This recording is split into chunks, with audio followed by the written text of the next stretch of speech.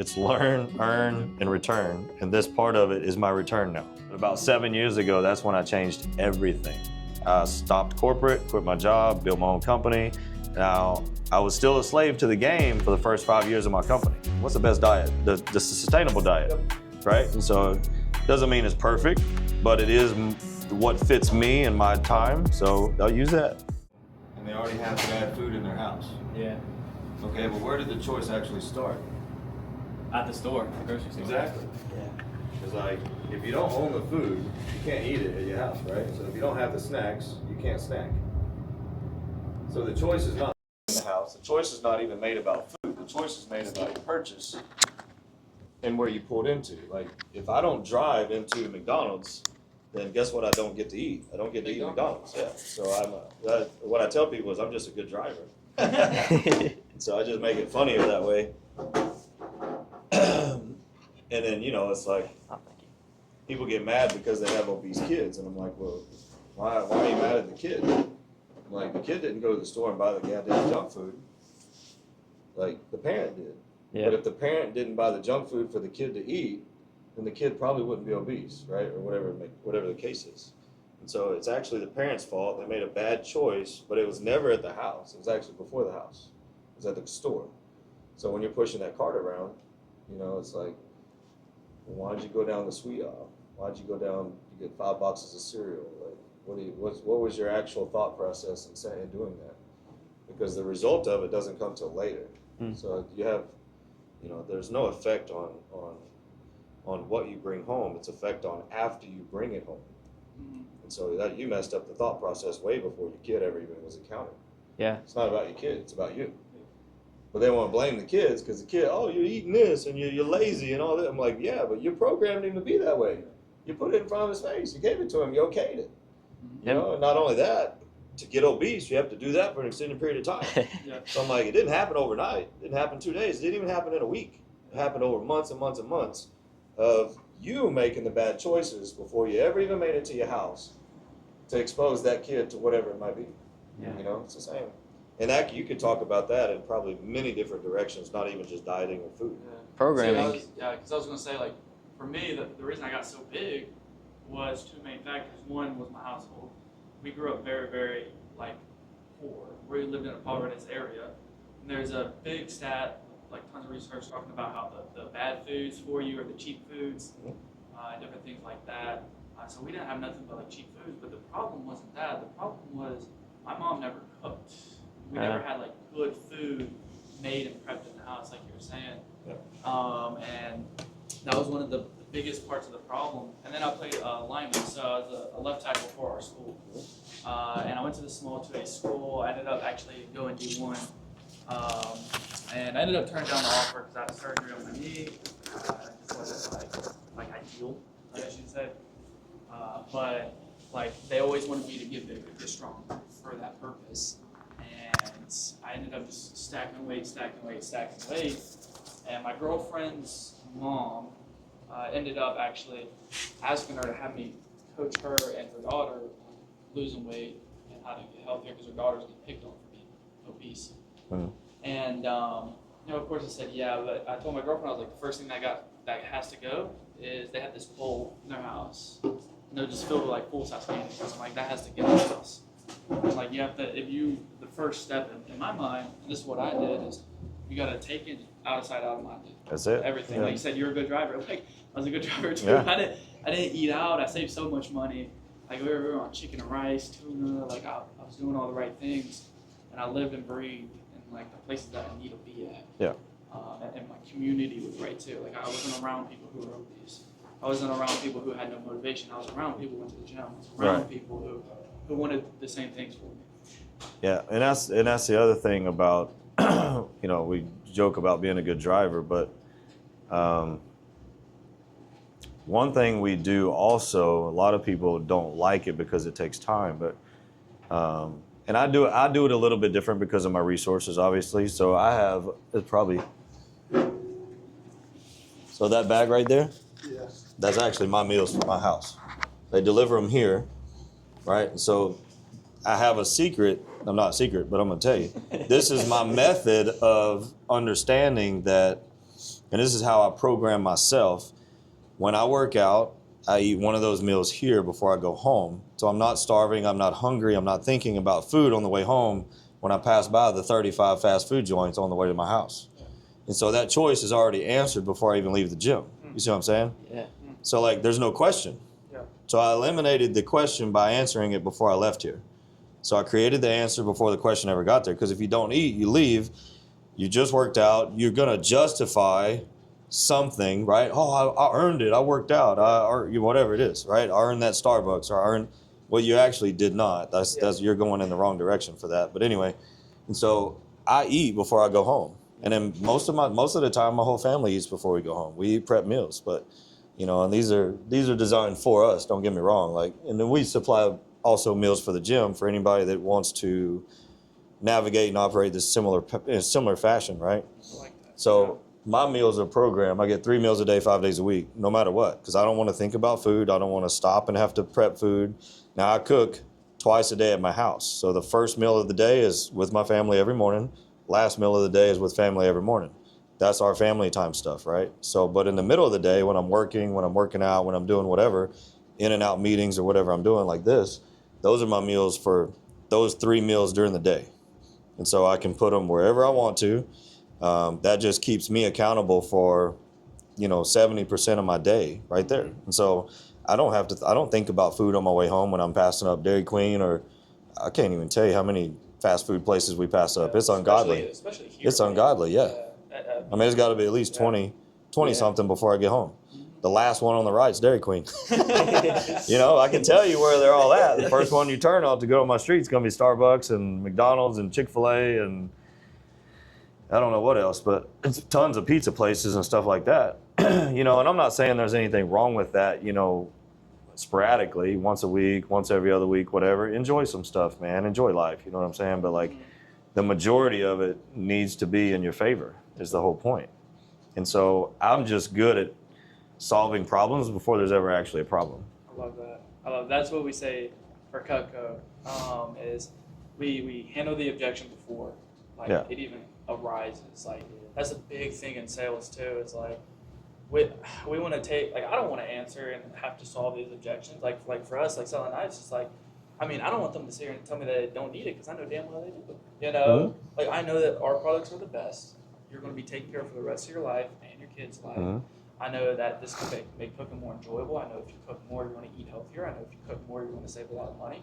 I know it's going to bring families together. So, before that objection even occurs, I've built enough value in the product and I've asked them, hey, what would you use this for? What would you use that for? If that doesn't even come up, I don't have to deal with that.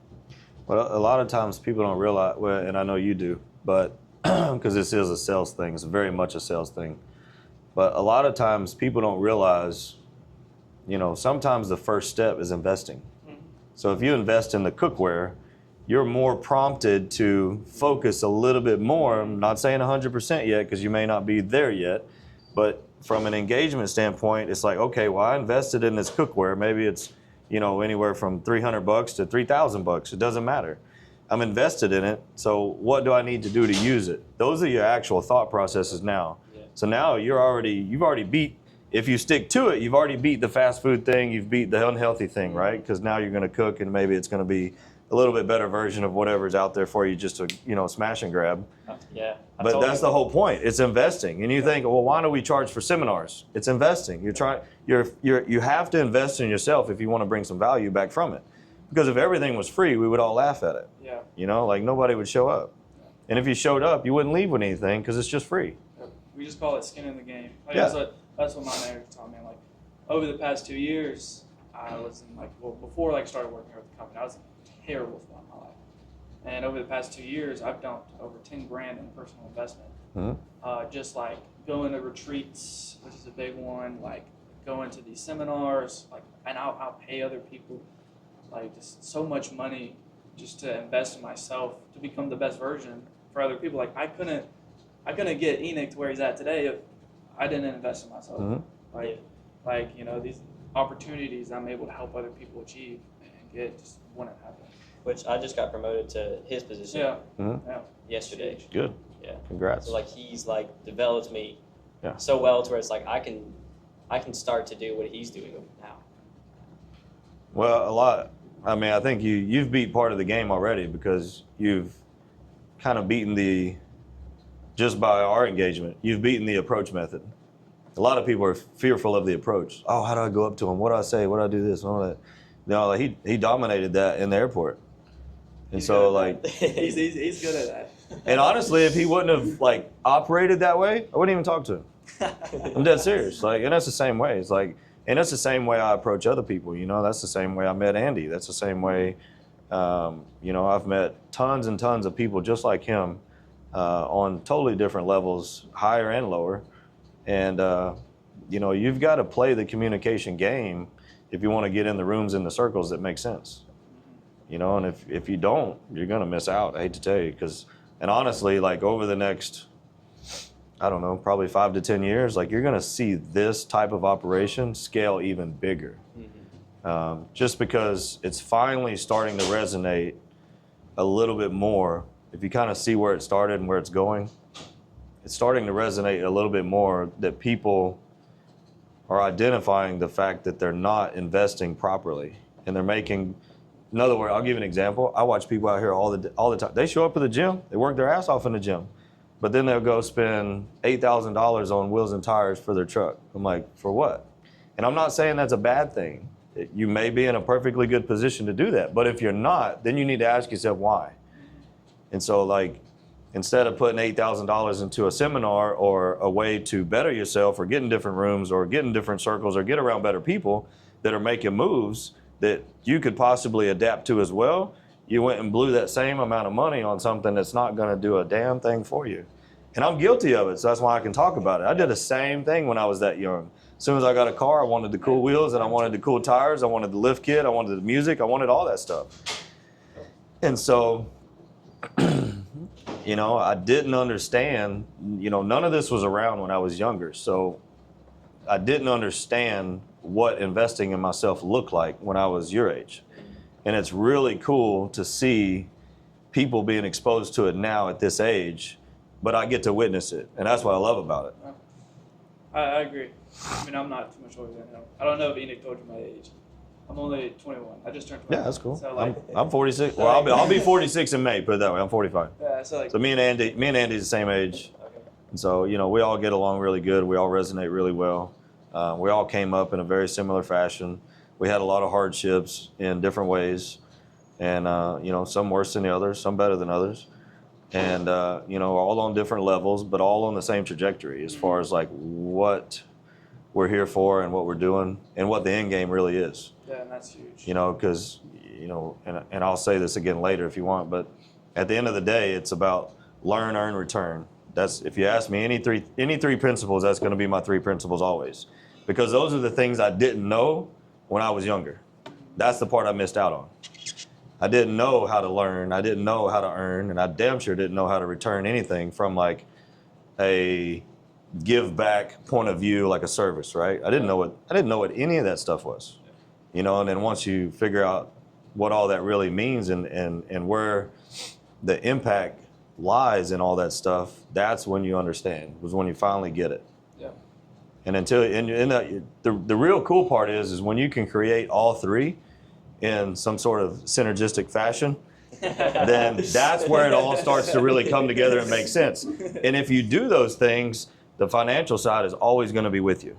That's why I tell everybody, and I've even told Andy, he'll even say this sometimes, is where a long time ago I was able to teach myself how to devalue money. And I devalue time. That's why I don't wear a watch or anything. I devalue time because I'm not a time clock guy. I don't clock out at 5 o'clock ever. Yeah. I don't clock out on Sundays. Like I'm here every, you know what I'm saying? Like not just here, but like I'm here, I'm present.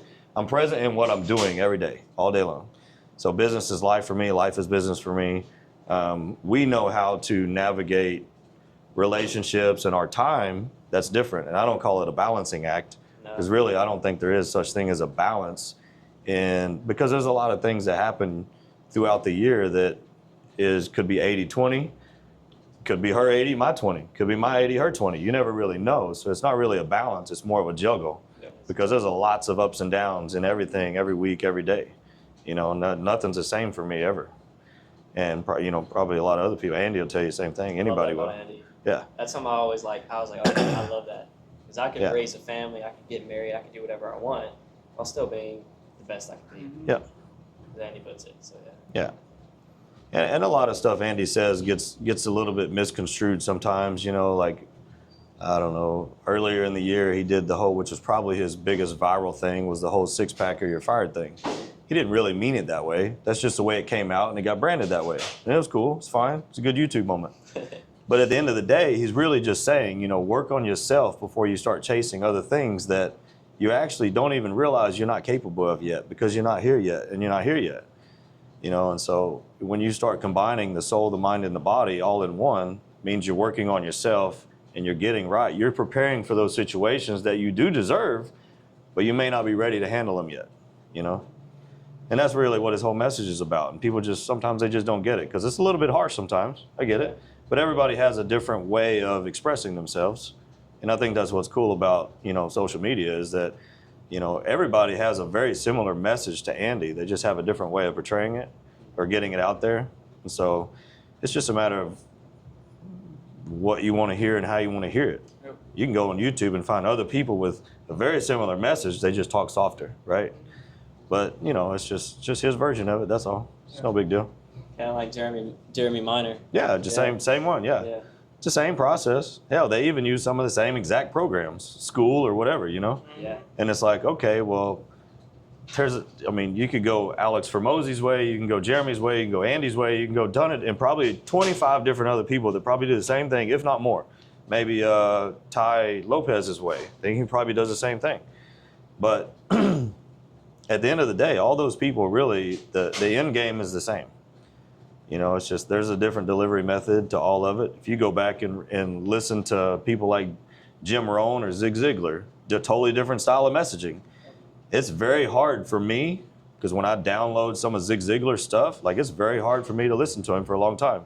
Jim Rohn, though, I can listen to him over and over and over and over, because he just has a different tone, a different message, a different style, and it's not abrasive, but it'll hit you sometimes, because it'll hit that reality point that says, dang, I feel like that dude's talking to me. And then, I listen to stuff like that. Well, like when we fly to Arizona every month or whatever, and it's like, I listen to nothing but Jim Rohn.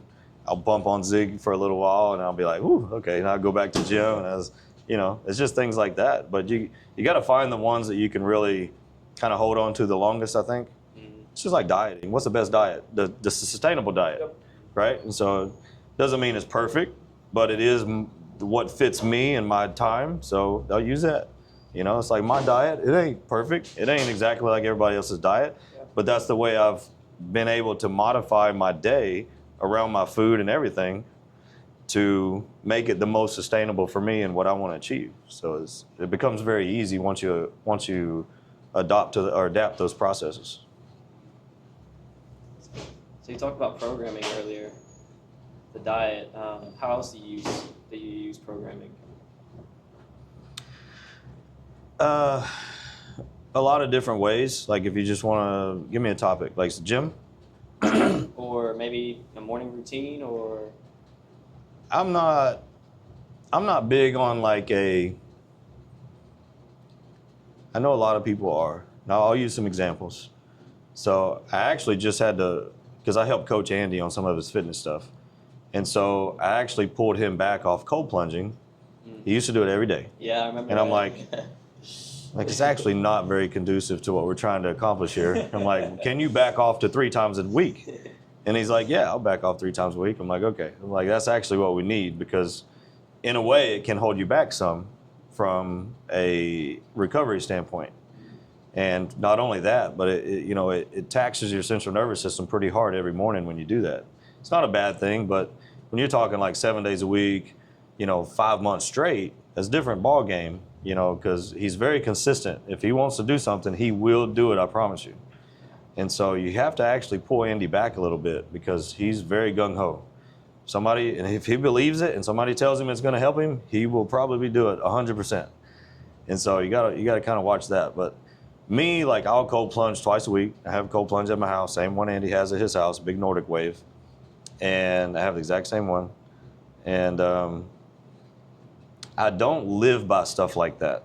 I live by my morning routines are mostly what make me happy and what make me feel good.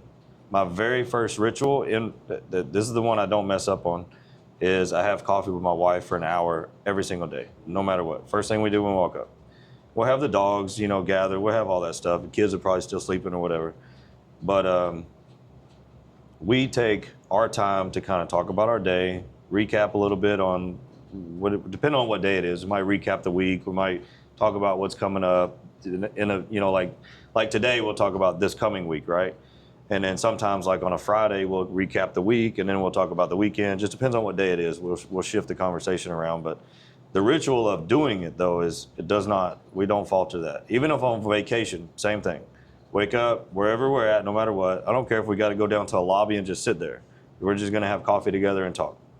That's the number one thing we do, because I give all my mornings to family. I give all my evenings to family, no matter what. And that's our two biggest things. And 9 times out of 10, or maybe even 99 out of 100, our family sits down together every single night at the dinner table, and we eat dinner together. So we do have a few that do that. I wouldn't say that it has to be programmed that way. There's a lot of people that don't really own their schedule enough to be able to do things like that. Maybe they have to go to work. Maybe they have different times. So maybe your wife goes to work at, say, 8, and then maybe your husband goes to work at, and I say that because we are in a refinery type state. A lot of guys actually go to work earlier than the females here in Texas. And so especially in this area. So a lot of times guys will be up at 4 or 5 in the morning, and then they got to bounce. Women probably 6, 7, 8 o'clock, they got to get ready, but they still have to bounce, like probably at a later time. So I don't know if everybody can really adopt to rituals and routines type programming, but I think they are very good, because I think people should have some non-negotiables in life to live by, because if you don't, I think you end up making probably excuses, and you end up losing track of what you're really here for, I think. So I think programming in that sense is probably really good for people to have a couple of them in their playbook. And there should be some in there that are definitely non-negotiables. And some of mine are the family stuff. Because our days get crazy, and sometimes our days are very easy and relaxed, like today. But Monday through Thursday this week was pretty crazy for me. Had a lot of different things I was bouncing around doing. We had drinks coming out. We had, new gym stuff. We had meetings all the time. We had a bunch of stuff going on. So it was a pretty crazy week. And I had a bad day Monday, spiritually. I don't even know why. It was pretty weird, which normally don't happen to me. So maybe I was off a little bit. I don't know. I'd have to go back and kind of recap that too. Maybe I missed something, Maybe I missed one of my non-negotiables. I have to go back and look. I don't know. So I feel like programming is just like a really fancy way to say standards. It really is. Yeah, I agree. For me, like I feel the same way. Like there's things every day that I want to get accomplished. It's certain objectives every day that like I hold myself accountable to. Whether that be like with the gym, with my diet, or like what I'm eating throughout the day, or whether that be like spiritually, like reading my Bible every day, or whether that be my schedule. That's one big area that I've been working on within the past 2 weeks, is like my schedule and fixing that. One of my standards, and I told Enoch about this, and I told a couple people I was talking to earlier this morning about this, but with every side thing I'm doing in life right now, I'm not allowed to work on that until after 4 p.m. Right? That's part of my standard, because the 8 to 4 range, that's my work day. I need to work on my main things, my needle movers, and my business, and what I need to get accomplished actually, like what actually propels this business, right? And so like having those standards in place is so crucial. Like for me, a standard in my relationship is every week, or at least one date night. Because my girlfriend's schedule is crazy, my schedule is crazy, and we're a lot like you were saying. Like I get up early, I'm out, I'm busy, and we pretty much leave almost at the same time, but not to go out before her. And so having a standard where it's like no matter what's happening in our lives, once a week, it's just our protected time to continue to grow that relationship as well. And that's something I learned a lot about too, is like standards. Like just having those set in place, because without standards, you're 100% right. Like you have no end goal, you have no result. And that part of the anatomy of a man is like, if a man without purpose is just very like floaty, like you're floating in space. There's not much direction, but you give a man a purpose, you watch him thrive. Right. Right, and I think standards hold you accountable to that purpose of your life. Yeah. No, the standards are, the problem is a lot of people don't have them, so they don't have them to even stick to. Yeah. Because they're satisfying other people's standards. Meaning, like, could be an employer. Yeah. You know, if you go to work every day like that, if that is your only accomplishment, then you're not going to get very far in life because you spent your entire day working on that person's success and not your own. So most people actually don't feel accomplished. They don't get that 2 or 3 things done that make them feel accomplished with themselves because they're too busy doing it for other people. And so I think that's a really big deal, and it's probably a really big topic to you could really dive into, because that's probably majority of the public out there. Yeah. I would assume, you know. And I say that because, you know, I was a corporate worker for I don't know how long, and before I started my first business, and you know, I was a slave to the game myself, you know. So I mean, I recognize it, I see it, I understand it. Yeah, that's what I love about my job. Because that's one thing about me is like, I am 100% all in on whatever project I have in front of me, and if my project is, you know, my employer's, you know, thing, then I'm pro project. Like, I'm going to do everything necessary to make sure that project is 100%, because at the end of the day, that project is my product. But then again, it's like, okay, you know, and I've finished a lot of projects in my day where, okay, well, that one's gone, now you got a new one, right? So now a year later, that one's gone, you got a new one. But I didn't realize time was passing me by that those projects, I was never the project. And so I was only giving to that. I wasn't giving back to myself. I wasn't giving to my family. There was a lot of things I wasn't giving to. And once I realized that, which is about 7 years ago, unfortunately, because I was late in the game, but about 7 years ago, that's when I changed everything. I stopped corporate, quit my job, built my own company. Now, I was still a slave to the game for the first 5 years of my company. I was a contractor, full-blown contractor, and I was gone 90% of the time. I was working in 4 or 5 different states at the same time, multi-million-dollar contracts, but that's the only thing I was doing. I wasn't taking care of myself. I was addicted to convenience store food. I was addicted to energy drinks. Energy drinks and honey buns was my lifeline, bro. I'm not even kidding. My wife will tell you some nasty stories about opening my passenger side door and shit just coming out. I asked him on the way here, stopped at a gas station. I was like, we should probably get him a honey bun. I was like, because I knew you wouldn't eat it, but like, no, that's funny. I won't eat it, but I'll save it and look at it though. See, that's my car. It's just like the passenger seat. I cleaned it for you next time. Right. Yeah. It's just like it's a little bit different because I'm not in the corporate world. I do work for like Cutco, but I get an opportunity to actually like fulfill my vision within the company, and have support while doing that. So like my vision is I want to change and impact like as many lives as I can. I call it the generational snowball effect. Yeah. Because if I can change Enoch's life, he's going to go be a better father, brother, son, and friend, and that's going to end up impacting those people's lives. And so like that's my mission. I'm able to actually like carry that out day to day. But like you look at my passenger seats, just like energy drinks, protein bars, and it's not like the worst stuff, but it's a lot like that to where like even though I'm not in the corporate world, it's still I'm very addicted. I still am very addicted to like the energy drinks, and that's why I try to find better solutions. Yeah. You know, for me, so that way like even though I do like bank on that a lot of the times, it's like you know I can be healthy, and that'll help me slow down and regulate that intake of what I'm doing to my body.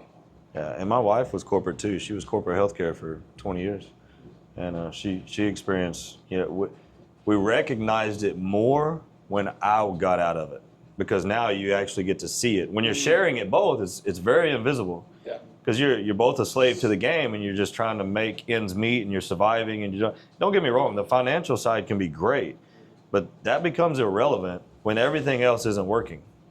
You know, when you got the bickering, the fighting, the I don't spend enough time with you, lack of sex, intimacy, whatever it may be. We're not spending enough time with the kids. Oh, I missed a game, whatever. And I've never missed a game. But, or since I was able to convert, you know, the oil and gas side to consulting, that was my biggest flip side to this whole game is when I did that. How do you recover from something like that? Like like you were saying, like the relationship standpoints, whenever you're just diving into work or diving into your projects or your future or whatever it may be, like how do you recover from something that's like, for instance, like let's say, you know, your relationship got to a really bad point because you're both like diving into work, you know, person's, you know, part of the corporate world, and you're I might just not answer doing that in two things. parts. How do you like project yourself to a better trajectory? So two You parts. are- I'm going to say this because there's pre-marriage and after marriage. So I have two different experiences now. Okay. So pre-marriage, I literally had to become a ghost, and you'll hear Andy say that too now, Yeah. because that's my line. So when I say I become a ghost, when I started my company, this is before marriage. When I started my company, because the first almost 5 years, I think it was pre-marriage. Okay, and so before I started my company, my new goal was success. And the way I gauged my success back then was just surviving for the business 5-year stigma. If you make it 5 years, you make it, right? That's what everybody, you can Google it. That's what everybody says. I don't listen to that anymore. I don't believe that anymore. I think it's like 10 years now if you want to change it, because everything's changed over time. But so my stigma was like, okay, well, I literally, no personal Rolodex anymore. It was all business. And these are things I had to learn along the way that kind of solidified where my movement was. And this is where I'll answer your question. And so what I realized when I started business is like, one, I could focus more if I didn't have all these distractions. So I had to get rid of all the distractions. The only two things I did was work and gym. That was I didn't eat right yet. There was still things I didn't have perfect, right? But those were the two fundamental things that I focused solely on business. And so I was working on and in my business at the same exact time. Which is, I wouldn't say it's the best way to do it. That was just my means of doing it. And the reason why I had to do it that way is because my particular situation and how I got into business, I didn't have any loans. I didn't have any partners. I still don't. Never took out a business loan in my life. And so I had to operate a little bit differently because I didn't have like a fail-safe behind me, right? There's no partner back here saying, oh, well, you know, we lost 100, here's two more 100, or here's a different, you know, whatever. I didn't have somebody funneling that for me. So like, I actually didn't have a backup plan. So I was either make it or I was just gonna do something else. I didn't even know what I was gonna do. I didn't have a plan B at all. You know, and that was just reality for me. That's not something I just picked up off social media nowadays and say. That was a reality, because I didn't even have social media back then. And so I didn't do none of that stuff. So basically, the answer for that one, pre-marriage, get rid of all my distractions. Boom, I had to go. I got rid of girlfriends, I got rid of friends, because honestly, like, I wasn't around anybody that made any sense at all. Yeah. And so I recognized that, and I'm like, if I want to be successful, like, I need a new group of people. And the only people at the time that I knew I could focus on was like my clients. And the reason why is because I realized along the way is like, the more time I spent with my clients, the fucking bigger my bank account got. And I'm like, okay, I like this. So I associated it with the more time I spent with them, the more money I got in return. And it wasn't even about money. It was about time. Who's in their face the most is who got the most money. Yeah. And I was like, well, shit, if I can just be around them longer, this will go all the way into the whole proximity game and everything, right? So if I was around them more and I was in the right rooms and the right circles of people, the financial just started stacking up because they were just giving me more work because I was right there in their face the whole time. And once I realized that was happening, that was where I was able to actually shift everything, and that's where it started making sense. I was like, holy cow, like, all I gotta do is just show up a little bit more? Like, I didn't even have to work. Because eventually I was building myself away from having to work in the business, and I was working on the business. And eventually, over a couple years, that's how it took place, organically, because that's where I seen it. I'm like, okay, well, I can go spend, 2 or 3 hours over here, do a plant walk around, ask him where he's going to be at the next day, kind of, hey, man, you need any help walking up? I'm not hustling them. I'm not selling them. I'm just being present. Yeah. And when I was present, they would give me things. Hey, oh, yeah, by the way, we're going to move that tank over there, in 3 months. You want to put a bid in on that? Yeah, I'll give you a budget on it. Okay, cool. So I was the first one to drop dollar signs in front of them. I was the first one to put my paperwork in front of them. I was the first one to get the bid in on them. And 9 times out of 10, if I was there that early, they didn't even bid it out to anybody else. They just gave it to me because I was just there. And I was helping them make decisions. I was helping them think about it. I was helping them rationalize it. I was helping them simplify it. I was helping them keep the cost down if I could. And all that started making sense. And I was like, man, like, that's the formula? Like, that's it? I just got to be there? I'm like, shoot, this is easy. So then I just started hiring managers to be in the projects. And then so then I was able to work on the business and not in the business. And that's where it all shifted. So distractions is the simple answer. Get rid of all the distractions. Focus on actually what you're supposed to be doing. Be present. So that was my secret to that. And then the second thing after marriage is going to be communication. Everything worked better when I learned how to communicate with a female. Everything got better. Intimacy got better. Kids got better. School, like everything. Kids' school got better. Their grades got better. Everything got better. If me and her were in sync and me and her were like on the same page, 90+% of the time, everything in life was better. Money was better. Budgets were better. Workouts were, just everything you could think of. So that was my answer for post-marriage, is communication with your significant other is actually the key. 100%. Man, so many, all the dots just got connected. That's cool. Yeah. Because we learned that, I learned that as a manager, like a new manager. And you're going to learn this too, like very, very quickly. Exactly. JJ The biggest problem is men don't want to accept that. Yeah. Because majority of that communication is going to be emotional because of your partner, not because of you. And that's the part men fight. But once you relinquish that and you get rid of that and you understand what they want to talk about and how they want it to be like their love language and all these different things, hey, you can chime in on this if you want to, babe. Huh? No, I was just telling them. So I was circling back to the best thing that I learned post-marriage was, and that made everything right for us 100% around the game, was communication. Oh, absolutely. And what I'm telling them, though, it's a communication that men don't want to accept because it's more emotional communication than anything. It's that vulnerability. Yeah. Well, sure. You have to understand your partner. You have to understand how they think. You have to understand their preference of communication.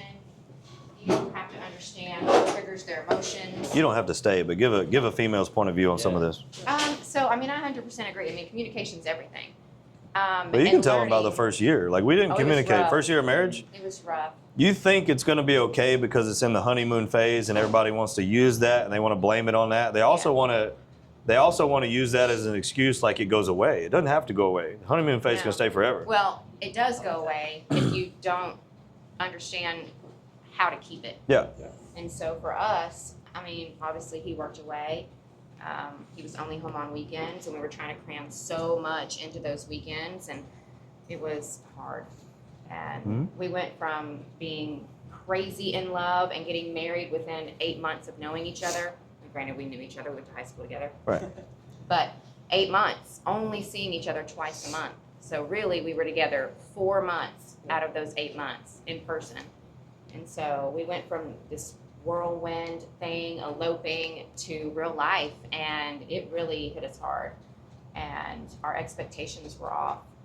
He was exhausted from traveling. He would leave work and then drive home and not get home till 10 p.m. And then he had to turn around and leave at noon on Sunday. We didn't even get 2 full days, and it was really rough. But after we got through that first year, he converted the company in 2018, and he was home, it really changed. And it didn't change because of the proximity of you being home. We had learned so much. I remember you called me one day and you were like, hey, I don't remember who it was, but so-and-so wants me to go hunting with them somewhere, Wyoming, Colorado, Montana, I don't remember. And you're like, it's a 2-week trip. And I was like, whoa, the fuck? I'm like, so you can take 2 weeks off to go kill an animal, but you can't take 2 weeks off to be with your family who you only see on the weekends. And I think right there was a really good turning point for us. Probably because so. he kind of was like, oh, he could actually see my perspective and understand that family had to come first. Yeah, we had to have time for our hobbies, but not hobbies that would take you away from your family 2 weeks and, not be home, and not whenever you couldn't take that time off to actually be home with us. So it was interesting. But I think after a few years, we kind of got in our groove and we understood each other a little bit better. But I think for me, the biggest thing is understanding and I know it's cliche to say a love language, but this man wants to be touched all the time.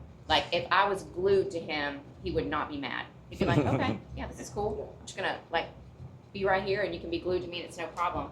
And I didn't understand that because I'd never been with anybody who wanted me to be with them all the time. So I was always like giving him the space and like letting you kind of do your own thing. And he's like, that's not what I want. And I'm like, well, I don't know how to be another way because I've never been with anybody who wants to be with me all the time. And so once we kind of figured out those little things about each other, we were able to really get in a groove. And then our whole entire relationship changed, especially when I started initiating sex. Yeah.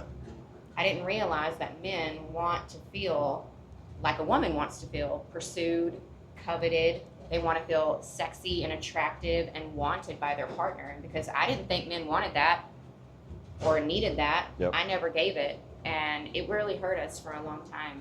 Once I figured that out, I think I probably initiate sex 90% of the time. And it's only because I'm Probably. faster than him. Probably. Probably. That's fair. It's only because I'm faster.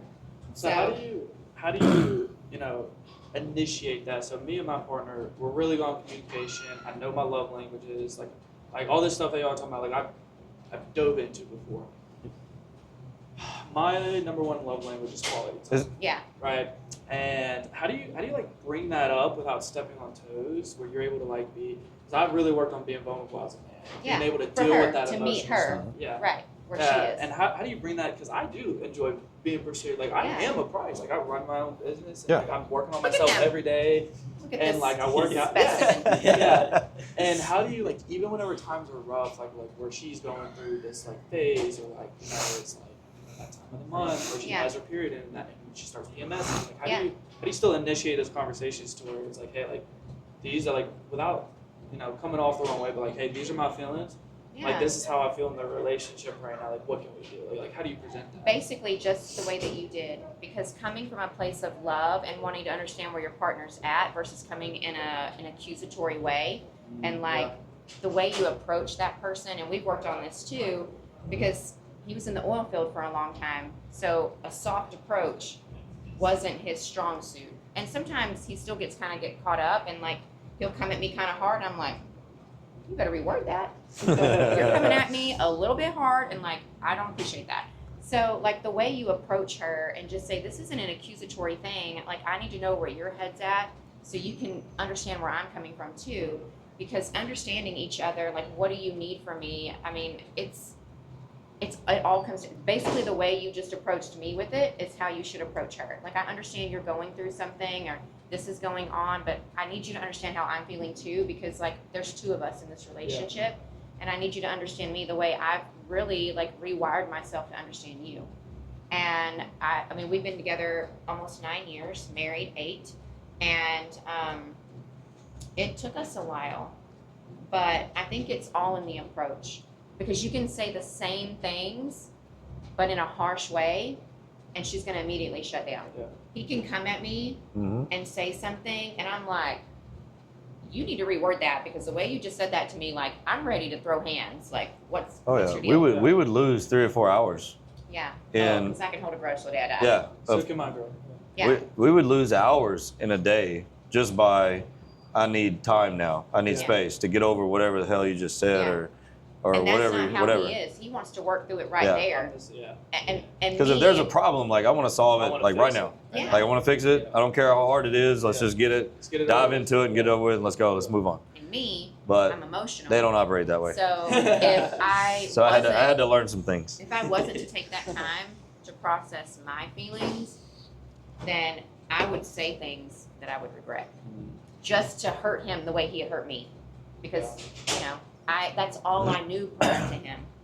But I mean, now like we argue so respectfully, like we've never, I can't remember a time, well, one, he's never called me a name ever in the history of ever. Yeah. And we've never done that. But we do say things sometimes when we were early on in our marriage that would hurt the other person, not really understanding that other person. And I think through marriage and through close proximity of being together all the time is when you really learn your partner. And we just had to understand, like, okay, she needs time. He wants to fix it soon. So I had to work through my feelings a lot quicker than what I would if I was just dating somebody and living separately. Mhm. So And how was that for you? Because like I really love this insight because I literally meet my girlfriend exact same. Yeah. Mhm. Almost spitting image. Like I'm very business oriented. I love growth. Yeah. I'm Mhm. very like let's get this problem yeah, fixed. let's fix this problem. You know, that's what I'm doing. And my girlfriend is a lot like you in the sense of like where she's very like quick, like to her emotions Yeah. and how she feels. I have to word everything perfectly. Yeah. You know, like if I mess, I used to come across very accusatory and work on it. Yeah. And she's grown as well, like Yeah, you were sure. saying, to where like she's quicker to be more calm whenever it comes to those different things. Mhm. But also as in the fact of like working through her emotions and Yeah. kind of being receptive to getting that solution to a lot quicker. But how did y'all like? So I had to do a lot of self-reflection, and I had to understand that one of my biggest issues was I had fear of abandonment. So my biggest concern ever was that he was going to leave me one day. He was just going to up one day and realize, oh, I don't love this girl. I can do better. So anytime we had an argument, I wanted to create this wall in between us that he couldn't get through to protect myself. Gotcha. Now, once we kind of worked through all of that and I realized what my issues were, I was really able to say, okay, like he loves me, he's not going to leave me, so I can actually share all my feelings with him and how like I'm feeling or what I'm thinking without fear of retaliation.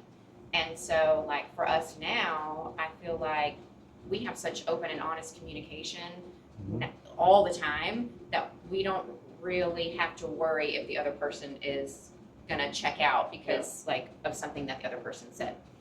So how long have y'all been together?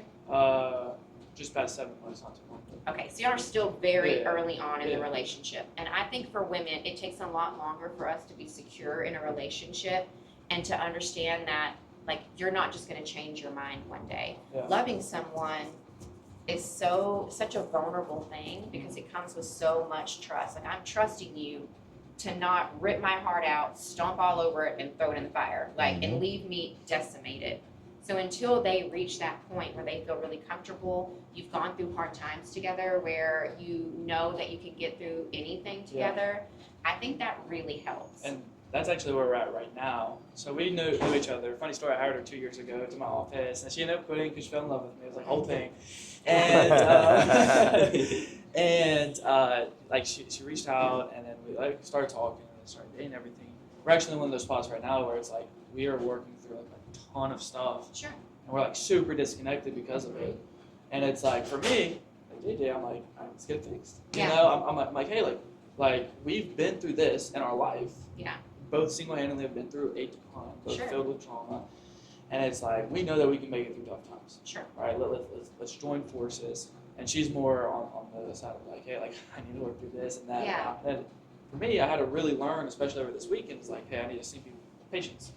Like that's a big thing as well. So like we're going through one of those spots right now. We're kind of coming up on like the we're about to be out of it kind of which is good. But you know, that's where we're at in our relationship is like, hey, like she supports me. She has already stated her commitment, which is huge because I like at our age, like 20 years old. I mean, what girl do you hear saying that wants to marry you? Like, I'm like, like she first told me, I was like, me? Yeah. I'm like me? I'm Do I like- deserve that? I'm like, I'm the one who's been left with, you know. Yeah. And so it was pretty cool, and like, you know, even throughout the bad times, she'd Yeah. still say that. So that's why I was like asking those questions because for me, like, I'm still working on growing. It's my overthinking Sure. and my You're young. anxiety. Yeah. Your whole brain hasn't even formed yet. You're 20 years old. You still have about 4 years before your frontal lobe is completely like complete and you can actually work through everything logically and that's a big thing. It just comes with maturity. Yeah. But the one thing that I can tell you to never let go in your relationship is intimacy.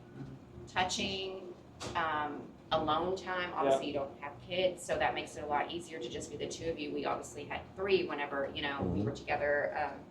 Now 2 we're in college, but I mean, physical touch can mend a lot of things, and I know that sounds kind of weird. Yeah. But there are times when I'm like, we know that we're disconnected, so we put away the phones, we get in the bathtub. We also vocalize it though. Like Yeah. I'll give you an example. Like Monday, she's like, we're very disconnected. Well, I told you I had The worst days Most ever days had. ever. I was way off Monday, and I never get off. I'm never off at all. Never. Like that. Like he is the ray of sunshine and I'm the dark cloud. So it was a little bit shocking to even myself, because I'm like, and honestly, there was actually nothing wrong. Like, there was nothing going wrong in any business. There was nothing going wrong with me and her. It was just a weird day that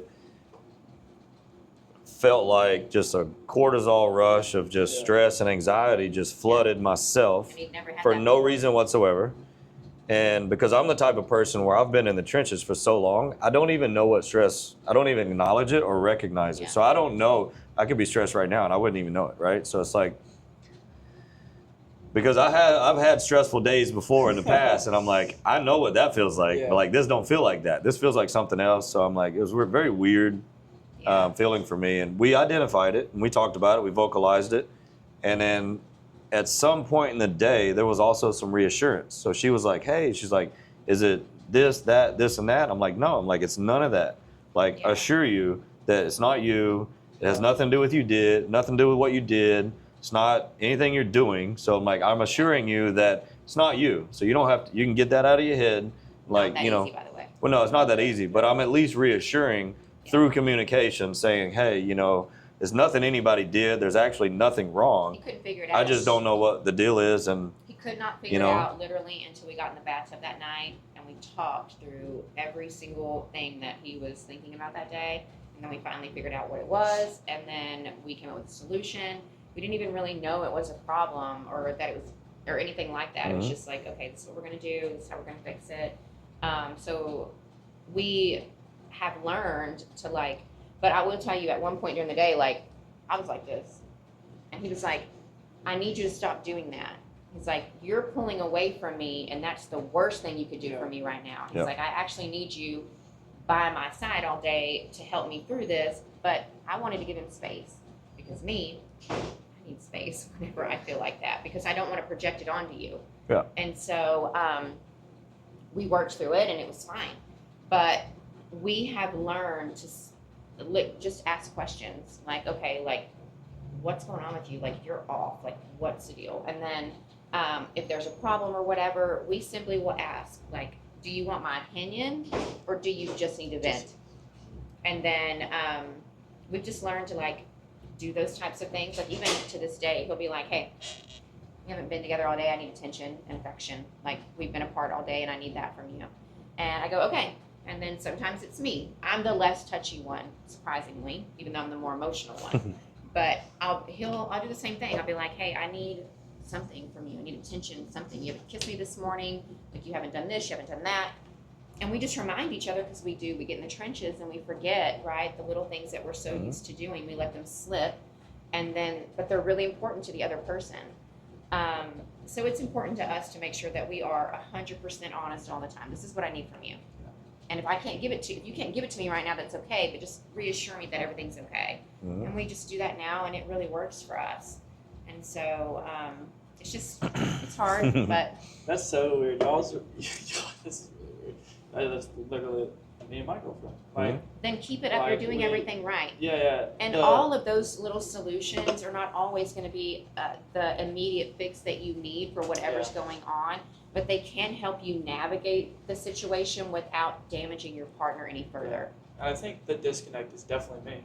It took me a while to realize that, because it's really hard whenever you're in business. You do at such a young age. You know what? I know what you're about to do. It's so hard not to you're laser get. focused. Just so focused into that. And also, it's really hard to say, as a man, I need this from you. Yeah. That's where the disconnect is, because there's what started everything in our rough patches. I told her I felt like I wasn't a priority, because I wasn't expressing the ways that I needed her in my life, but instead I was internalizing it and hoping she would just do it. Instead You of just expect saying, her to pick up on the things that you need without Yeah. vocalizing them. Yeah. And you can get to that point after years and years of being together. I usually know what he needs and he usually knows what I need. But Yeah. it takes time to get to that. But until then, you have to remember, none of us can read minds. And if Yeah. you can, that's totally She cool. says that all the time. But most people can't. I can't read his mind, but I can read his body language. Yeah. And then that usually tells me what he needs. Yeah, because like my girlfriend's like the same way, where it's like I have to reassure her the same thing, where I feel off and I don't know what it is. Yeah. Maybe it's I just had a bad day or whatever, and she's like, hey, like, are you going to like leave me like this and that? Right. And I'm like, hey, no, it's not. And there was a point where I got like really jealous of her time. Yeah. Especially because like whenever I work, I like work. I made the switch from being busy to productive. Yeah. And like I'm locked. Like if I'm on a PCU with Enoch and I'm coaching him, like we're not doing anything else. Like, I'm there. I'm Sure. present. Right. And a guy named Mike Lanzetta taught me that. He's a big life coach. He worked with our company for a while. He set the record at the time for first $100,000 week in the history of the Yeah. company. Great guy, know him personally. Now he's $1 million life coach. And that he taught me presence is key. So I love about the presence that you're talking about. Yeah. But I got really jealous over time, and I wasn't talking to her about it. And that's what started to create that distance and that gap. Yeah. Because whenever I finally talked to her about it, it came across such the wrong way. Yeah. Because Yeah. I had just internalized it. Because she was doing other things. She didn't know You that I built needed it up her. in your head, Yeah. something it probably wasn't. Yeah, and she didn't know that I needed her. She didn't know I was jealous of her time, going to spend time with her friends after work. Right, because you were so busy. Yeah, and that's Resentment will start to play a key factor in issues when one person is busier than the other. So like you're busy. Yeah.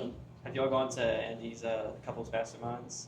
Yeah, we went. I listened to the whole 6-hour thing, and like y'all are saying, like almost exactly. Well, it's funny Well, because so we have a mastermind. We have a couples mastermind So- coming out. Yeah, So Oh, let me really? tell you Yeah. a story though. we've been building it for a couple months now.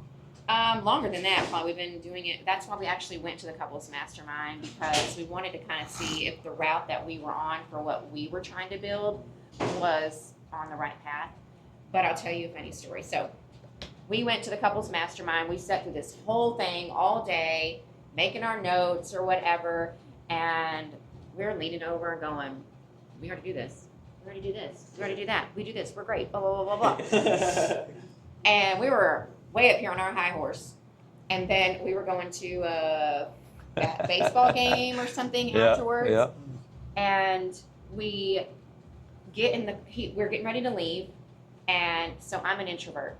I get overstimulated very easily. We have been around 100 people, touching, hugging, shaking hands. I was ready to go. Like, about to crawl She's out not of a my fan skin. of the whole high energy crowd thing, like all that No, stuff. So I don't like loud noises. I don't like all of that stuff. But And that's I like Andy Elliott, like that's what they stand for. Yeah. yeah, and that's literally what they stand for. And I think this is my second event to go to, so I wasn't like Yeah. totally engrossed in it yet. Now I know what to expect. But I get really overstimulated, and when I'm ready to go, I'm laser focused on getting out of that door. Okay, so we are getting ready to leave. We're standing there with our backpacks. I'm ready to go, and he's like, somebody asked if we would give a testimony in front of the camera, and I said no. I didn't know, but he wanted to do it. And I was like literally holding the door open, trying to like drag him out, because like I did not want to be in front of the camera. I didn't know what I looked like. I didn't know anything. Like I just had to get out of there. I was overstimulated. I need to get out of there. I can't sit that long. I've been sitting for 8 hours. So, well, I didn't know that he wanted to. Well, then he was holding resentment towards me for not taking one for the team and doing the testimony, right? Mhm. So after we spent that time talking about how, oh, we do this, we do that, blah, blah, blah, we're so great, yada, yada, yada, we had one of the worst fights that we've had in years Yeah. in the car, Like all the 5 way minutes back to later. the house to change clothes, This is funny. and did all the way to the baseball game, simply because he wanted to do this testimony and I did not. And he could not understand why I was so against it, but I was overstimulated, and he doesn't get overstimulated. He's just like, this is life. Like, we're here. Like, everything's fine. And me, I'm like crawling out of my skin, and we're listening to that all day, and then we have to change clothes and go with a group to a loud baseball game. And also, it's 150 degrees, and I'm over the whole entire thing. Yeah. And we fought the whole way there, and I was like, we're about to get divorced over this. Like, I was just like out of it. Like, I could not believe this was happening after like we're so good, and then for that stupid fight to happen. We worked through it, of course, and I understood his perspective and he understood mine. And I told him, I was like, you had to speak up in that moment and say, this is something that I want to do. What can I help you with to get you prepared to go on camera? Yeah. And then I would have said, if this is something you really want to do, give me 5 minutes. I'm going to go to the restroom. I'm going to brush my hair. I'm going to touch up my makeup. I'm going to give myself a pep talk in front of the mirror, and then I'll do it. Yeah. But he didn't speak up. So he held on to this resentment in this 15-minute car ride back to the house, and it turned into a huge fight that didn't need to happen because we should have just communicated with each other. But we were on our high horse, and God brought us down. Right? Pride comes before the fall. Yeah. Yeah, and then we had to we told Andy that story. We're standing on the beach one day in Mexico, and we were like, yeah, so funny story, and we recounted, and he's like dying laughing. He goes, that's normal. He's like, it's completely normal to be 100% like in sync with your partner and then have a moment. And that's all it was a moment. Yep. And the great thing about him is he doesn't hold a grudge. So when the fight is over, it's never coming back. He's never going to bring it up again. It's never going to be brought up again. I used to not be that way, but I feel like now I'm a lot better. I'm not going to bring up things like that we fought about or things that I did for you that you didn't do for me. Like, we don't keep tabs. Right. Because, like, there's some times when I only have 20% left when I get home, and he's got to pick up the 80%, and We vice just talked versa. about that actually. Mhm. And I don't know what it was. I watched too many YouTube videos and Instagram. And Well, everything. we have a method now that we've established over the years where we kind of even each other's cut back out. Sure. So We weren't doing that at we get in a first. bathtub together. Like, this is our thing. Yeah. And like almost we probably do it 6 nights a week. I bet 5 nights a week at least. Yeah, at least probably 4 nights a week, I would say. Unless we get home late Unless or we're we do traveling. something or whatever. It's like I remember the last time we traveled, I was like, I cannot wait to get home and take a bath with you. I love those rituals. Mhm. And like, But the that's cool when we part know. about it is like we didn't even realize what we were creating when we did it. Like, we just did it, and then it was like, oh shit, like this actually fucking works because you're in your most vulnerable state, right? You're face to face and fucking. Completely naked. I mean, my legs because we Our don't have bathtub's we have not a that big big, by garden the we have a way. big garden tub, but at the same It's like time legs it's are like sticking there's out. really not room for 2 people technically. Yeah, not really. So my legs are over here His past leg is up like here you know what I'm underneath saying my arm, like and so I'm we're just like, straddling this and whatever. whatever. So you're in your most vulnerable state Yeah. in most people's cases, and it's like now we're very comfortable naked, so yeah. it's not really vulnerable for us, but for most people it probably would be. Yeah. But like we have organically created this situation that we tell people about now, and it's like becoming this little thing now, and it's like, you know, It works for us. I've even told her like I would love to do our podcast like In the actually bathtub. this way. Have Yeah, some wine. Or dead serious. Like Yeah. I don't want to change anything. I just want to film it. Yeah. But this is where we fill each other's cup back up, like I told you, where we have the communication part of it. Yeah. We recap either the day or the week, or we talk about what's coming up or whatever. Like Yeah. we do all those things, like literally, you know, naked in a bathtub. Yeah. I love that because like for me and my girlfriend, like ours is like we like to shower. Right? Yeah. Like we don't really have a big bathtub either, but whenever we did, like we like sitting in the bath. But like that's where we would talk and we have Yeah. this thing Mhm. where like you wash my back, I wash yours. Yeah. That's our No, service we do to that. each other. Yeah, at, like, we get the out end of the night. bathtub and straight into the shower. We don't bathe in the bathtub. We literally Yeah, just just do to this sit. as a Yeah. soak. Like we just sit there and talk. And sometimes Sometimes it's candlelit, sometimes not. Whatever the mood, whatever time we have. Sometimes it's a little faster, sometimes it's slower, whatever. But like that's not where we bathe. Like we get out of the shower. The shower's right next then to we it. immediately go get in the shower. Yeah, so we'll do the shower and we'll do the same thing. I can't remember the last time I showered alone. But yeah, but I mean the bathtub was just somewhere it formed a trigger mechanism to be that thing that we just go to like Yeah. kind of isolate, I guess, you know, I feel like because it's to, like, because reset. there's no distractions in that moment anymore. Like you eliminate everything. Yeah, there's And no it's like- kids, no dogs. Yeah, there's no nothing to phones. focus on. Like you either focus on right here, like what's in front of you, and that's it. That's nothing else. Yeah. And so, But see, it used to be my place. Like, but see, we didn't know we were doing that. It literally just started happening, and we were like, "Oh shit, started like invading that my was good." space. So then we I were would go like, run a hot bath and read my book or whatever, and he would wait about 20, 30 minutes for the water to get down to his appropriate temperature, 'cause mine is like burning in hell. And then he would come get in the bath with me. And then it just started like organically, I got over the fact that he was invading my space, and he would just, you know, then I started inviting him in. Can you Mhm. take a bath with me? Right. But at first he kinda had to- He had to like make his way in there. Well, in the beginning, I'd be like, hey, I'd But give that's her, when I worked corporate and I had to decompress from the day. I would give her Like, time. oh my gosh. I would give her, That 15, job. 20, 30 minutes, whatever. I'm like, hey, you got room for company? And I'd be like, I guess. And she'd be like, yeah, maybe so. And I like, guess. so then I would do that, and then it started working, and it organically formed this new bond of things. Yeah. And then next thing you know, she's like, hey, you want to get in the bath? Over time. And I'm like, hell yeah. I'm like, so now it's Yeah, now we I don't invite even communicate or think. No. Now it just happens, Now I'm right? just running a bath. So now and it's he's just getting completely in. organic. I usually set everything up and do all the things, and then he comes and gets in. But Yeah. it's a really important part of our routine because, when you're running businesses and you're around people all day, especially a business like this where he gets stuck here for hours talking with people, and I'm already at home, and so all those things. So it's a really great place for us to reconnect and just focus on us. Yeah, I think that's huge. Like, I can't tell you how many times I've been, I guess, hurt in the past because of my relationships, and I low-key gave up for a while. And I was like, I have to work on my business. I kind of go ghost. And I was just kind of fortunate that my girlfriend came back into my life. Yeah. That's something that I always set the standard on. It's being in I talk to new people every day. Talk to the people I have every day.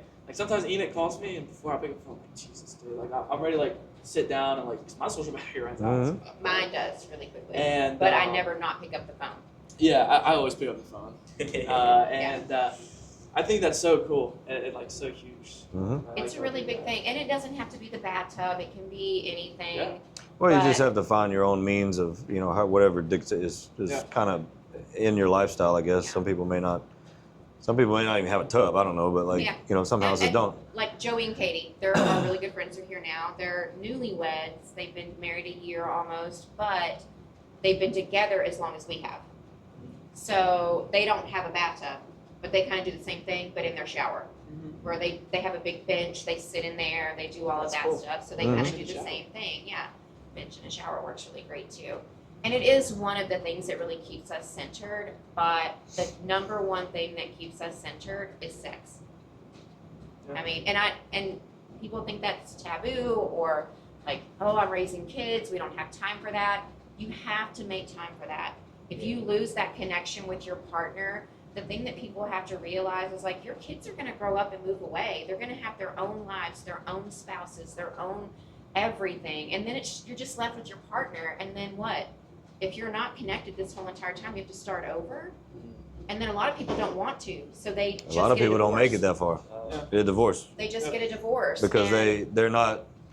It's weird to say, but they're not selfish enough, in some sense. Yeah. When it comes to what they actually came together for, the Yeah. commitment side of it, they're not selfish enough towards a commitment. And In we other have words, boys. they're giving everything to everybody else around them and not themselves, either as a single or as a couple. Yeah.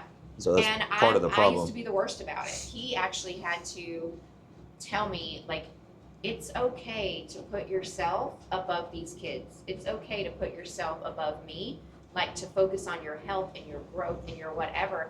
And I would be in the gym and I would just be rushing, trying to get done, knock it out so I could go to the grocery store, cook dinner, do this, do that, whatever the whole task was that I had laid out for me for the rest of the night. And he would be like, just slow down. I can do some of those things. And I didn't even think to ask. Mhm. And I think that that's something that women need to understand about men, most men. All you have to do is tell them what you need them to do or ask for help, and they'll do it. We'll do it, yeah. They don't always take the initiative because they don't think the way that we think. When they look at your house or their house, they don't see every single speck of dust the way a woman does. Yeah. Right? Hmm? When you look at our house, you think it's always clean. And it probably is. But for us, for me, for a woman, I look at it and I think, well, I need to vacuum, I need to dust, I need to clean the baseboards, I need to clean the windows, I need to wash this, I need to wash that.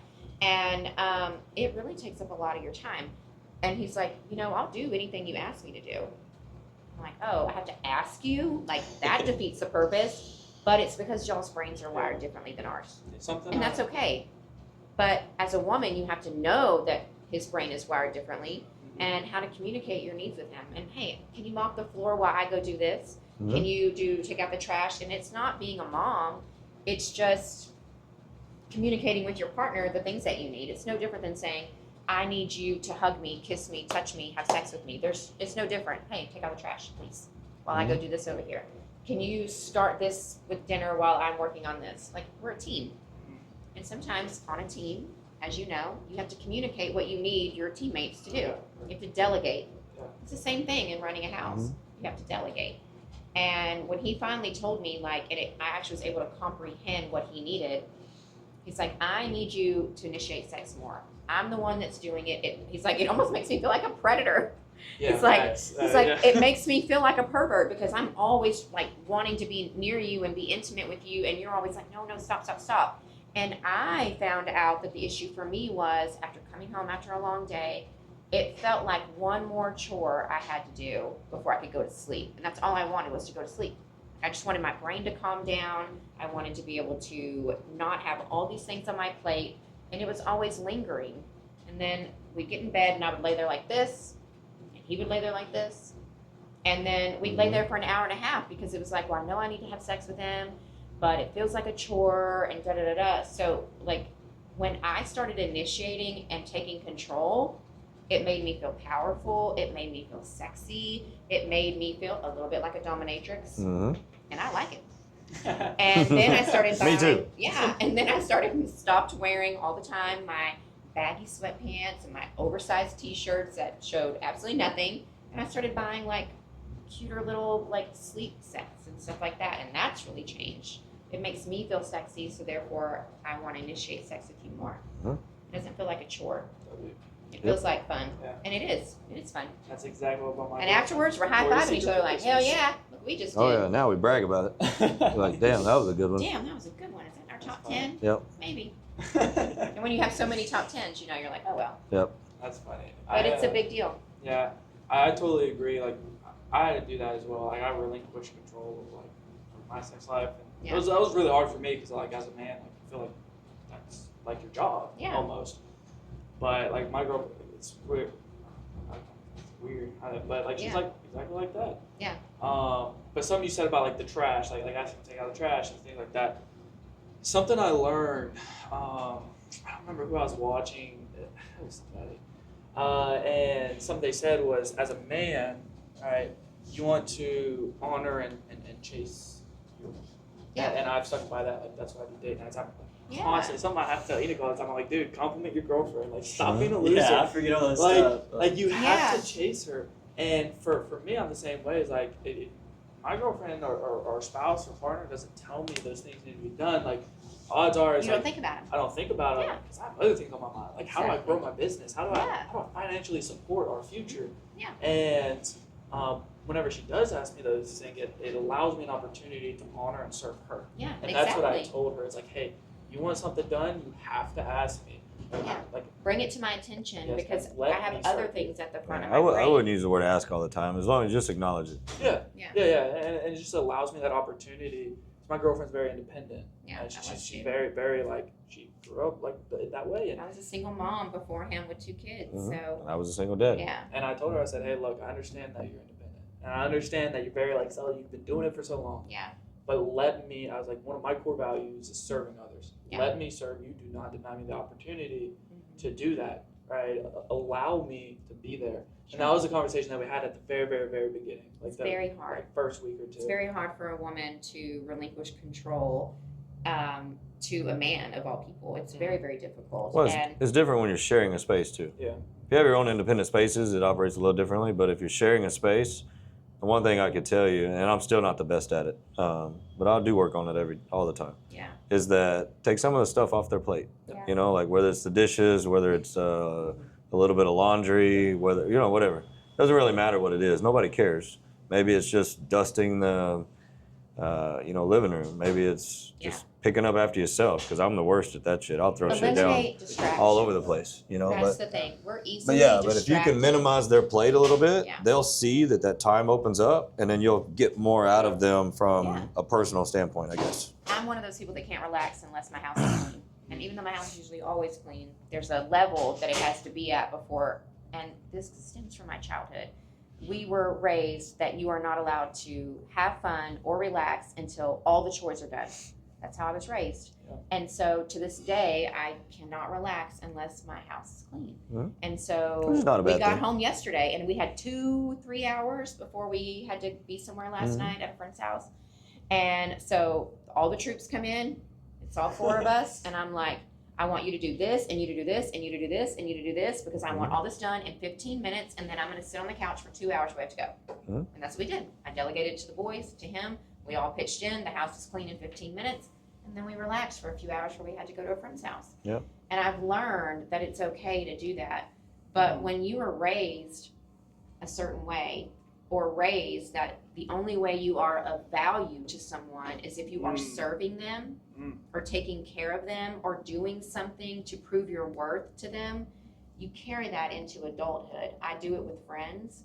If my friend is struggling with something, oh, I have this arsenal of things I can help you with. Like, let me give you this, let me give you my time, let me babysit your kid, let me give you some medicine, let me go pick up this for you, let me serve you. That's how I've always had to prove my worth in my own family. And so I bring that into adulthood. And it's a very hard, it's not a bad trait, but it's a very hard toxic trait if it's the thing that controls you. And so I had to learn that I don't have to prove my worth to anybody. And I already have proven over and over again my worth to my kids and to my husband Mhm. and to my friends. And they don't expect those things from me, but I catch myself trying to solve other people's problems, trying to make their life easier or better because that's how I was raised. I was raised to serve my parents. That I told my kids, I'm like, y'all don't understand how easy you have it. Like, I ask you to keep your room clean and your bathroom clean, and that's it. Like, it's my house. I bought it. I take care of it. But when I was raised, Saturday morning, you got up and we had a big house and you cleaned it from top to bottom and you couldn't do shit otherwise. And also, when my dad would come home, I still do it, and I have to force myself not to get up. The house will be clean, dinner will be prepped, ready to be going. You'll come home, and I still find myself like itching to get off the couch because I Mhm. cannot be sitting when the man of the house comes home. Because if you were sitting when my dad came home, he was about to beat your ass. And I still live with that to this day. And so I've had to learn how to rewire myself and to train my boys that that's not how it is. Like, your woman is not there to serve you, you are there to serve her. Like, she's the treasure. You are too, don't get me wrong. But it's the one thing that I've taught my boys is that your partner is your person above all else. Aiden is the only one that has a long-term girlfriend, almost 3 years now. He's 18, almost 19. They've been together for a few years. And I tell him all the time, she's your top priority, not me. Nobody else. Like, if you think you see a future with this girl, you take care of her. She's your number one. He's my number one. And my kids are after that. And people think that's crazy. But our kids are so well-rounded and so, like, good with adults. And they can hold conversations with people that they just met. Gage can hold a conversation with Andy Elliott, no problem. He doesn't look at that dude and be like, I can talk to him, he's an adult. No, our kids talk to adults, just like I'm talking to you. And with their yes ma'am and no sir and all that stuff going on, but for Southern. But I do that too, and sometimes like some adults will be like, "Can you not?" And I'm like, no, because you they'll can't, be only like 15, 10 years older than me. They'll it be in their doesn't matter. 30s. It's how you were raised. That's how I was raised. Yeah. My grandma like really beat it into me like the gentleman way. And even though I grew up in a broken household, like I spent a lot of time with my grandma. She was very, very religious, and although she didn't have a partner, she very much beat it into me like the gentleman way. Yeah. And I brought, that was my one thing through life. No matter what I went through in high school, in grade school, that was my one thing that I never relinquished as a standard. Yeah. That's how I treat women. And you never should, because women are supposed to be precious and coveted and taken care of. And we've moved away from that in a society where women feel like they have to be these boss babes. And I get it, because you have to be able to take care of yourself. But I've been on both ends of that spectrum where I was the boss babe and I worked 60, 70 hours a week. My phone was never off. I was always on call and I did all those things. And it was so stressful. And when he gave me the gift of retiring from that and to going into business with him, I could never go back to that old way, because like I'm so present for him and my kids, like, and that's more important to me than anything. Like, those people didn't care about me at all. Like, they just replaced me, and that's totally fine. I'm glad. But our society's so backwards. It's so different now because everybody wants to look at a traditional home and say that that's the wrong way. And I just don't believe that anymore. I mean, we're equals, but when we talk about businesses, like, I say he built this. Like, yeah, I mean, I kept everything going on the other side of it, but he built this. This is his brains. These are his babies. These are his ideas. I just help bring them to life. But he's the person behind all of it. He's not like that, though. He's like, we built this. And I'm like, no, you need to take credit. You did this on your own. Like, you did this all by yourself. Like, you should be proud of that. I didn't build these. You built them. And so, like, we make a really good team. And, like, I wouldn't want to do it with anybody else. That's right. That's right. He's my bestie. That's right.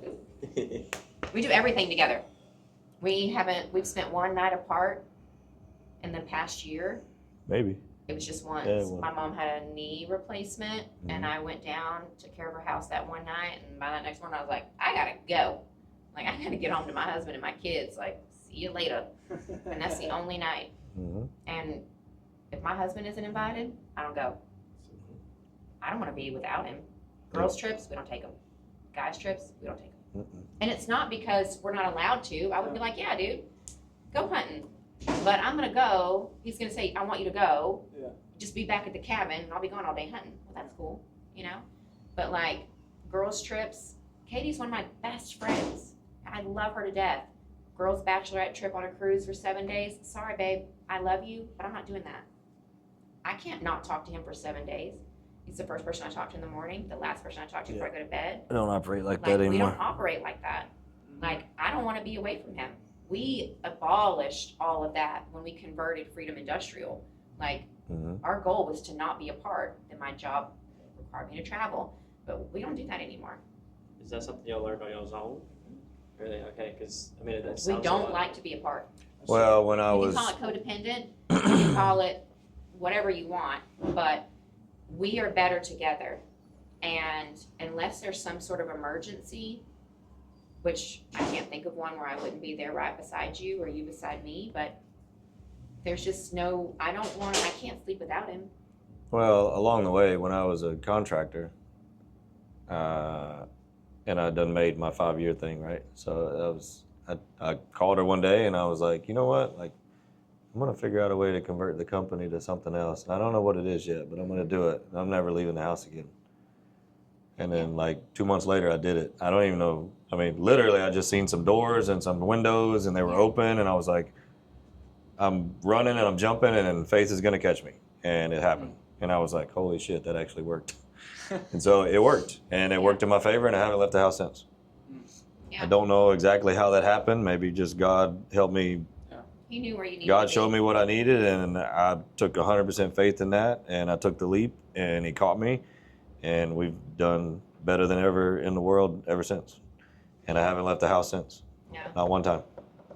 And that was 7 years ago, Now it's or something like 2018. that. Yeah. It's 2018. Yeah. That's cool. I It was remember crazy.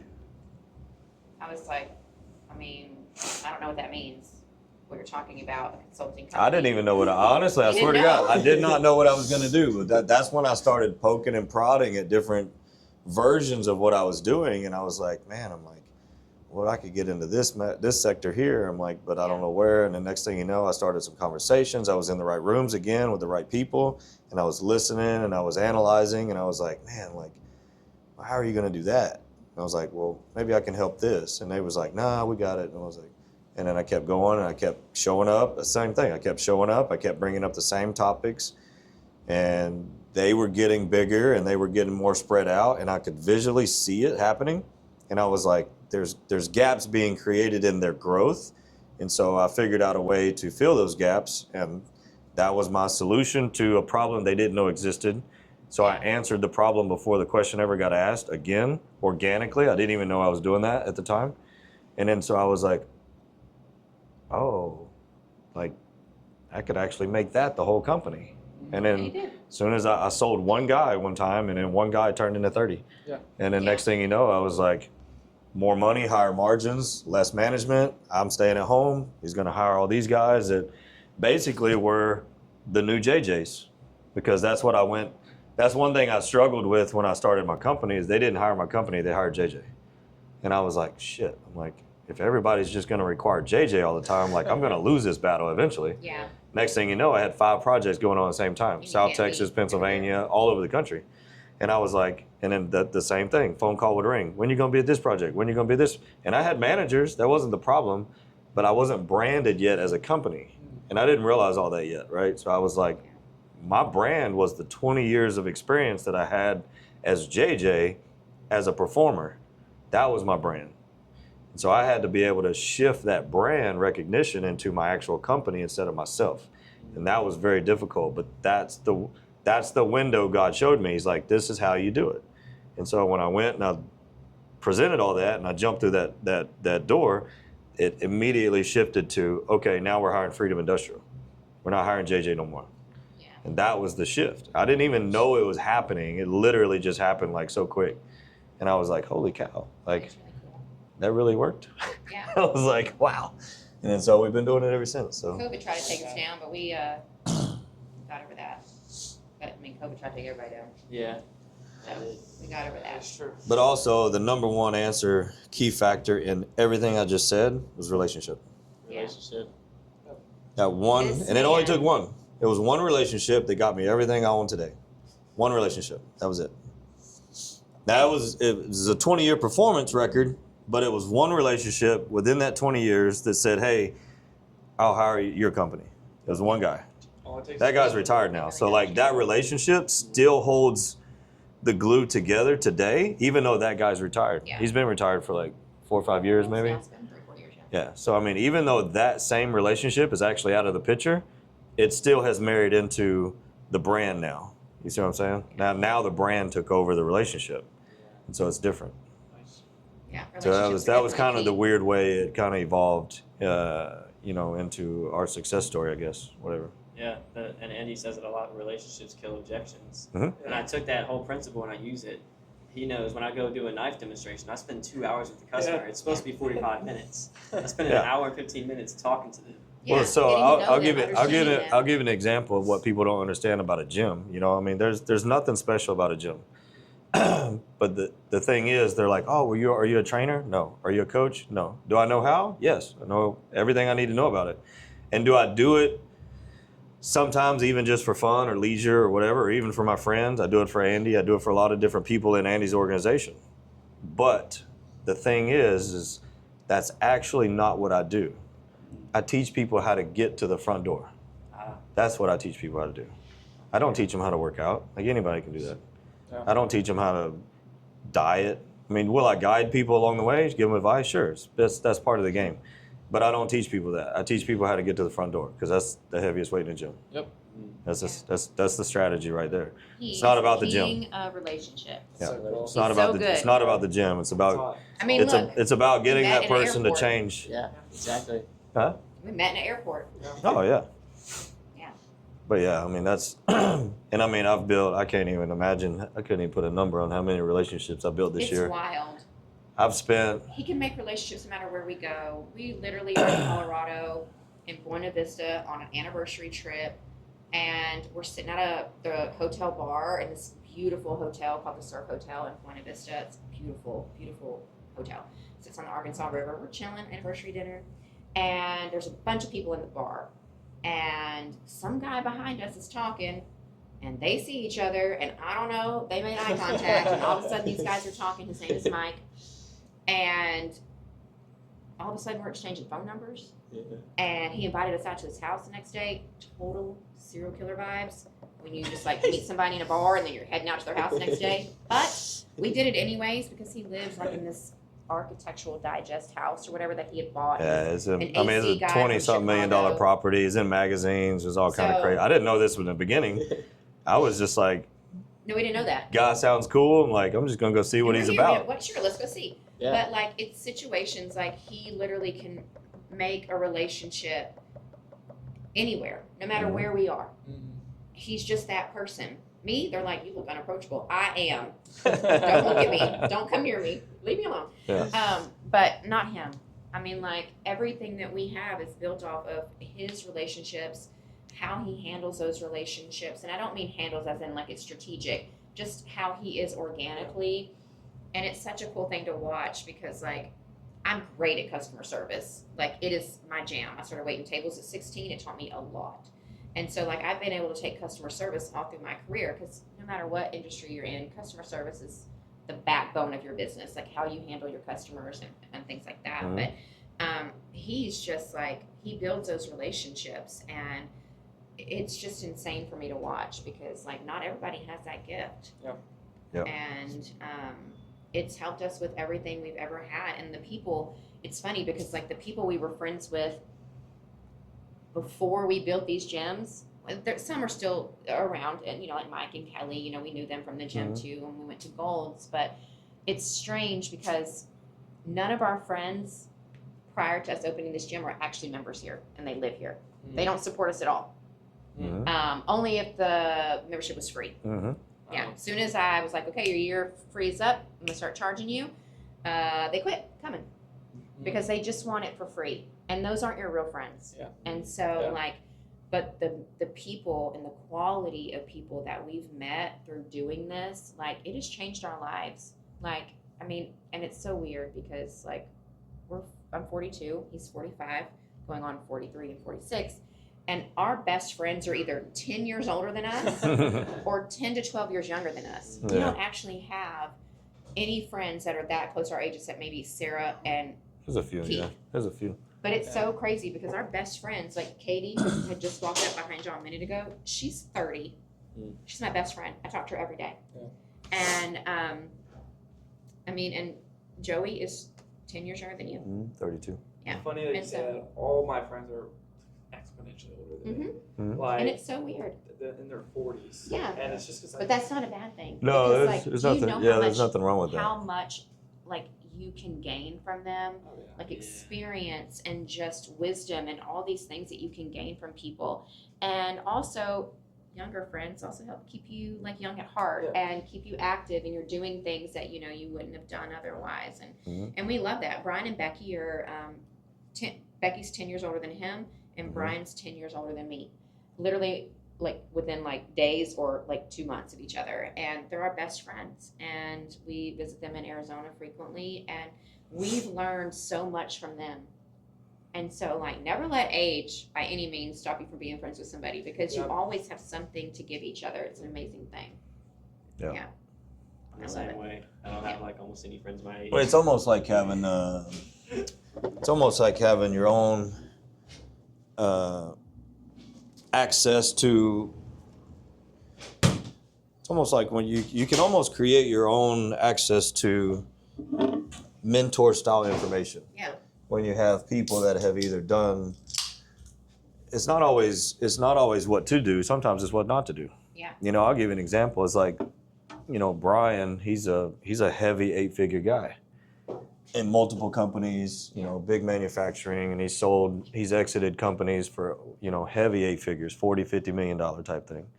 You know, he's got more money than us, but we have more freedom than him. So we envy different parts of each other's relationships because when we go visit them, you know, most of all our business stuff here now is automated. So we have a lot of free time, and we can just chill more than most people. At the drop of a hat, we can just pick up Yeah. and fly to Arizona for the weekend. spend it But with those are them. things that some people with more money, because they have more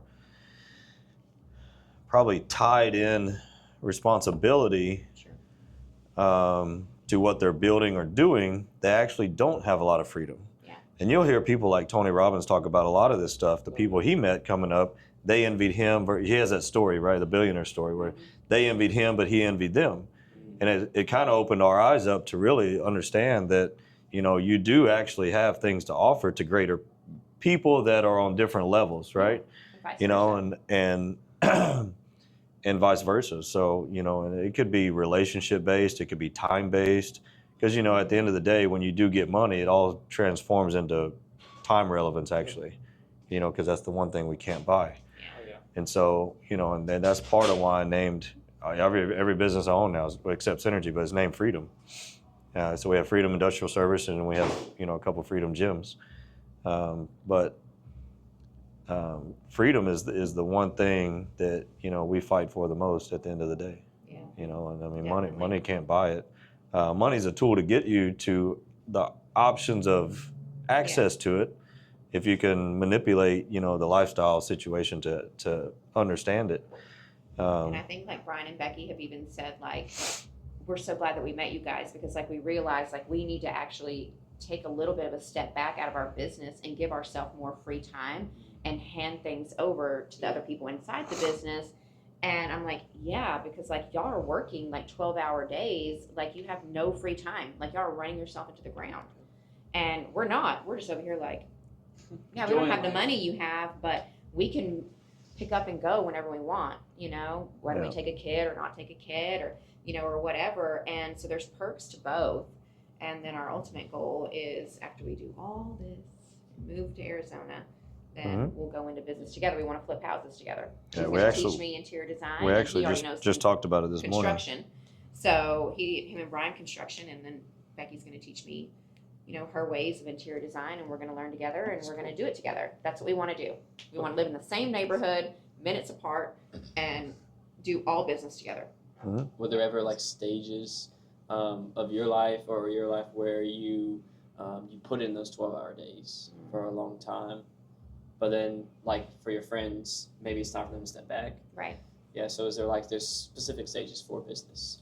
There can be. I mean, I never worked for myself until like what we have right now. He'll probably definitely be able to answer that a lot better, because I worked corporate and I had to climb the ladder, and I started out as a nurse, and then I went into sales, and then I went into leadership, and then I went into like a corporate level stuff. So like there were different levels, and they were all 12-hour days. And even when I got high up in corporate, I mean, the hours just got longer. Well, And say the travel. question again. I guess my main question is, how do you know when to back up? How do you know when you've reached that level that you can say, okay, I can take a step back, hand over the reins? And I feel like you did that kind of with Freedom Industrial. But I don't know that. Yeah, well, it is. There's time. Trust is a big thing, because you're handing somebody the reins technically. Because in order for that to truly, this could be to a fault, especially for me. There becomes a time in the business where, in order for it to become a more automated process, you're going to have to give somebody the reins. And whether it's internally, whether it's a relative, whether it's somebody known, whether somebody you work for, whatever it is, maybe you hire somebody new, I don't know. There is a transition in there somewhere. In order to gain that type of freedom, you've got to relinquish the trust. The trust has to go somewhere else. And the reason why I say that is because you got to realize what actually has to happen. That name of that person also has to go on your bank account. Otherwise, they can't cut the checks. It also has to go on your insurance. Otherwise, they can't answer because a lot of these systems in business are not going to talk to anybody but me. Right. You have to give that power. It's almost like signing a power of attorney, but not. You have to give that power to somebody else. And that's probably the most difficult part for people to do. But I'm pretty crazy, so I'm like, I'm fixing to push that power because I wanted it. And so I'm like, okay, a little bit of trust here, maybe a little trust. I'm like, I'm not going to trust anybody 100% yet. So I'm like, let's just push it a little bit and see. So we did it for one business, and we did it for another, and we did it for another. And it's like, okay, well, is that manageable for us? You know, because you're going to have to live with it for a minute. There's going to be nights where you're going to be not sleeping, right? The anxiety is going to kick in. You're like, what if they mess up? What if they don't answer the right thing? What if they sign a piece of paper that maybe you don't agree with? You know, different things. Stamp your signature on something. Because, you know, nowadays everything's going to be like a DocuSign. It's going to go to HR. You know, like we have an HR system and accounts receivable system, sorry. And so there's purchase orders that are $500,000 that's coming in that I don't have to sign anymore, you know. But you have to get to that point where you can relinquish. You've got to let go of. And with that comes risk. You've got to let go of some of that control. Giving somebody access to all your funds. But I think what you really have to realize is like you're letting go of control of pieces of your business, yes, but you're also getting control of pieces of your life at the same time. So in order to get this one, you got to let this one go. And it's almost like killing your past to gain your future type thing. It's a very similar concept, Like you have to let your trauma from whatever what created you to here. And in order for you to be a new person, you have to grab new things and you got to let go of old things. And so it's almost like a little bit of, I think Andy uses the word recreation a lot. It's really not, you're not recreating anything from a business standpoint, but it's a very eerie feeling. It really is. It was probably a little bit easier for me to grasp because in my opinion, I needed it. Like I didn't just want it, but I needed it. Yeah. I think so. Because I had been battling for everybody else my whole life. And I was like, man, that's like, what does it feel like to just battle for yourself sometimes? You know what I mean? Like really go after what you want, not what somebody else. I'm not building somebody else's empire no more, you know, and that's what I was always actually doing. And then for me to own my own business, I'm like, well, shit, now I build my own empire. And I'm like, and I still got to let go of something, right, to get the freedom part. And so that was really the shift in acceptance and mentality. I was like, wow, like how do you give somebody all the reins? You know, especially, you know, it's for me, it's not a relative. So it's technically employees. And then obviously like things like this can be automated through technology, right? So like we have automated systems, whatever, that's fine. So these are actually pretty easy, but you know, some of the other stuff where there's a lot of documentation going back and forth, a lot of negotiation all the time, a lot of budgetary stuff coming in and out all the time. You've got to trust that person and the system that you have in place, as long as they follow the system. I guess that's what I would say. As long as you have the right SOPs in place, so standard operating procedures in place ahead of time, that does make it easier. Because you're trusting the system, a portion of trusting the person, right? So as long as that person is following the system, then they marry up and they go well together. The risky part would be if they did something out of that system, right? Yeah. And so as long as you have the systems in place, which we did, as long as that system is followed to a T, you're fine. But you kind of have to build your trust and I have everything. to work out. Katie's Huh? waiting. Yeah, go take care of them. Bye. I'll see y'all before y'all go. Yes, ma'am. And that's how it is with Cutco, it's just programs. Yeah. It's like whenever you open up his DM, follow the programs, Yeah. they're gonna work. So Right. programs just work. You start off as a rep, you follow the programs, and you sold what? Over 60K in 4 months? So, programs work. Programs, yeah. Yeah, that's awesome. What else you got, bro? All right. So She gets long-winded when we talk about power couple type stuff, I man. was gonna say, yeah. But when it comes to business- She'll talk forever. that was great. I'm gonna Yeah. go run out to the car and use the bathroom. Yeah. Yeah, that's some good stuff. That's some good stuff. But did you make up that line? What is it? Yeah, kill your past to gain your future. Is that yours? I probably just made it up just now, really. Oh, But cool, okay. I'm gonna have to text that to you so you can put it Yeah. in your book or whatever. Yeah. Yeah. I guess like so. no, that's actually, I mean, when I said that, that's a very good way to kind of acknowledge what that, or to kind of simulate what that would feel like for somebody. Is like, you know, it's literally like, it's probably the same feeling, I would assume, is like handing over a newborn baby to some, you know what I'm saying? Like, oh, let me hold your baby. I'm like, don't drop the ball, right? You know what I'm saying? So it's like, it's weird because you do have to get to that point where you're handing over a huge responsibility, but at the same time, like you're trying to get this aspect of freedom that we all dream about over here. In order to hold this, you have to get rid of this. Mhm. So I it's think a that's- give and take. It's weird. I think that's in every level of improvement. Yeah. Like You know. if I want to change my life to being part of the system, whereas becoming, I guess, away from the system, I have to Mhm. kill my old habits. I have to kill the way I used to live. I have to kill my beliefs that Yeah. I've been programmed by my parents, by my Yep. family, by my culture. It's Yeah. like I had to do a lot of that stuff. It's painful. It's difficult. And it's hard Yeah. not to go back to. And I think the secondary part of that would be is you have to make sure you're a developed enough person that you can also do the same things that the people that work for you can. So like you have to be able to, I think I seen a video of Gary Vaynerchuk the other day. He simply said, I can do everything that everybody can do in any of my businesses. He's like, and that's how I'm comfortable being right here, right now. Because I can do all their work too. He's like, somebody leaves tomorrow, I'm okay. So there's a confidence that you have to build in yourself first. Like, like you can't hurt me in this gym. Like I can go run the whole thing by myself tomorrow. It's just like that. Doesn't matter. I already know all the systems.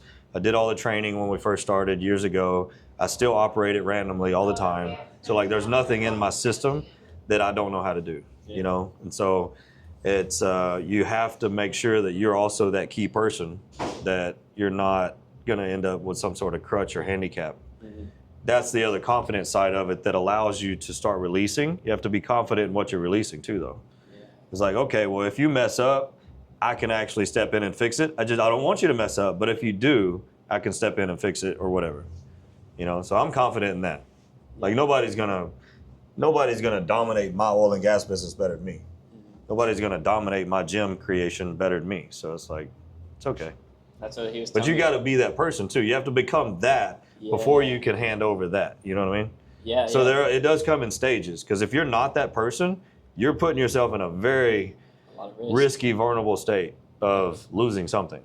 But I don't ever feel like, and I'm not saying things can't go south, but I'm saying I'm prepared enough to deal with it, if it did. Yeah. That's what me and him were talking on the way here. Since I'm going to become a manager, there's a lot of positions I can hire and pay people for. Yeah. But I was like, no, I need to learn all these systems first. You do, yeah. And that way, if this person, I could even train someone on how to do it if I wanted to. I wouldn't have to hire someone who's already experienced. Yeah. I could just straight up be like, hey, you interested in learning about this? They say, yeah. I'd be like, all right, this is how you do it. This is the script. Go for it. Keep practice. Yep. Try it out. Yep. So I guess one of my main questions that I've considered a lot, now that I've started to build up some capital, I've had a lot of opportunities come my way that I've seriously considered, whether that be real estate or really anything I want to invest in. So how do you know, how do you decide which opportunities to pursue and which ones to let go of? What are some ways that you've done that in your life? For me, it was the biggest ones because I had a lot of interest in a lot of different things. Like I love the food industry. Yeah. So I love the consumable market, period. Drinks, supplements, food, whatever. But I don't chase the food industry because it has like a 97% fail rate. So I'm like, I don't want to put myself in that situation. But I take my skill sets and my passions, the ones I hold on to the most, that are probably my non-negotiables, and that's the ones I chased. So oil and gas was already embedded from my dad to his dad to, you know what I'm saying? So that was kind of my natural born skill set. And that is what I built my career on. And so I was like, okay, well, when I first started, and you start getting that weird hints from people around you. They're like, oh, why don't you just go out on your own? Why don't you start your own thing? Why don't you do this? Why don't you do that? You're good at it. You're running this whole thing anyway. Like those are the little hints and conversations that start popping up. And then that's what gets your hamster wheel turning. And so eventually I was like, you know what? I'm as high as I can go. I was a senior project manager for, one of the biggest corporate companies in America. And I was like, if I'm going to do all this, I might as well just do it for myself. And that's literally what I convinced myself that I was going to do. And I just said, you know what? And I wasn't even sure how I was going to do it. I just knew that I was really good at relationships and resources. And that was like my biggest forte. And so I knew that was the key already to like getting indoors and getting places I probably may not have thought I deserved, but I was good at that part. So it was easy for me. And so when I would sit down with the big wigs, man, I was able to build the relationships that started convincing me, because the conversation started convincing me, because they ended up not being about work. They ended up being more personal. Once you actually built a relationship, we stopped talking about work. Yeah. And it was more about interest and what do you like to do and what do you do for fun? What's your hobbies? This and that. So you started getting to know people. That's where I started realizing I can get along with these people. I can do this. I can do that. You start to really understand that you have a likability about you, and that they would do business with you type thing. You start to kind of feel it. And I was like, this isn't so bad. I could do this, And so it started out as those small little hints and conversations, and it started resonating more into the relationships because I started picking up and noticing things differently, especially when those light bulbs start clicking. And then like I said, I operate pretty crazy. So like, I'm not scared to go all in on stuff. And so like, I dumped 401k. I dumped, all my savings. I dumped everything I had into trucks and trailers and tools. And I mean, I just literally, I sold every toy I owned. I sold Range Rovers. I sold race cars. I sold everything. And I went all in on construction trailers and trucks and tools and payroll to get me started for people and all this stuff. And then next thing you know, like I had, because I had already built the right relationships even prior to that, and I already had a reputation of being a good performer, it wasn't that hard for me to go get in some of the acquired doors over time. I may have known them. I may not have done business with them, but I knew them. So like engineering companies, whatever, because I had worked around them. I had built relationships just organically. And then so it wasn't hard for me to go to them and say, hey, this is what I'm doing. This is what I'm starting. And they were like, oh yeah, man. It's like, well, where are you going to start at? Where are you going to do this? Do you have a rate sheet? What's your specialty? Blah, blah, blah. And in those conversations, just honestly, they just kind of like glued themselves together because they already trusted me because of what I had done for other people. They've already been observing my success over here. So they didn't feel quite as at risk because I had already built some infrastructure over here. And so when I went out on my own, they were like, oh, well, he's going out his own. He's just going to do the same thing he did, over here for this big company. And it's like, okay, well, let's use him over here. So they tried me out, they opened up some doors, and then we did some work. We did a good job. Next thing you know, the client says, hey, who was that? Who was that contractor over there? Oh, well, that's Freedom Industrial. Oh, they did a good job. Okay, appreciate it. Use them on the next one. Next thing you know, here comes the next job and the next job and the next job. And then it just starts a whirlwind of that circulation right there. And so then next thing you know, you're in your own world. You're not in this corporate world no more. You're in your own world. And that's where you got to become a ghost. It's because the corporate thing, as cool as that was, is actually a distraction. Because you don't want to compare yourself to that. That's a monster over there. That's, a multi-billion-dollar company. But you can't compare yourself to that because you're not there yet. You know what I'm saying? So you got to forget that. So basically, you got to forget all the things you did good and where you got to in life. You got to forget that because now you're back down here trying to get back to the top again. Yeah. So it's a very weird situation, but you have to be. I want to add to that. You actually have to become a person that's capable of thinking and operating like that too, though. That's where the whole personal development thing comes in. And like nowadays, people are exposed to personal development. Back then, though, there wasn't that. There was no Andy Elliott's. There was no, there was maybe Tony Robbins. Or like Dale Carnegie or something like that. Yeah, but there was there was none of these people. They were probably doing things, but they weren't as exposed yet. They weren't famous yet. They weren't, Instagram famous, YouTube famous, whatever. They weren't anybody yet. Andy's really only been around for, 5 years or so, technically, in the face of everything. Sure, he was doing stuff over here for the past 10 years, but nobody knew about it. But yeah, so that whole process is a ghost process, really. Like Andy's process to get big, that was actually, everything that he preaches now is actually what he learned 15 years ago. It wasn't what he learned in the next 5 years. He got bigger faster from what he learned in the next 5 years because the access, the financial help, you get more resources, you get more tools, right? So you got more options with money. But in reality, he built himself over here when nobody knew about it. That's the process. The process ain't right now. The growth might be right now. The financial might be right now, and some of the cool perks, the famous side of it might be right now, the exposure side of it. But all the real work was done over here. Yeah, it was done alone when the cameras weren't Exactly, rolling, exactly. when the people weren't watching him. Yeah. When he moved out with his wife into the tiny they rented a house, Mm-hmm. they slept on mattresses, Mm-hmm. and he had like millions of dollars. He had like $2 million. Making $2 million a year. Yep. Sports cars, everything. Yeah. So. Yeah. Yeah, that's cool. So it's more of like which opportunities you pursue is kind of where the market takes you. Is that kind of where you're going with it? Or where? Well, like for me, it was skill set. Skill set was my home base. So my skill set was given to me by family traditional, hand-me-downs. I went straight into construction. Now, I did have a full ride to college. My dad was going to pay. We had money. My dad was going to pay for 100% of college. I just didn't stay. It wasn't for me. I didn't like it. Didn't like any part of it, actually. And so I quit 3 months out. 3 months in. And I went straight back to construction for work. And I was good at it. That's the thing. It's like, even from the very first day, I was naturally gifted to be good at construction. I just understood it. I understood mechanics, I understood the physics, I understood the geometry, I understood everything already.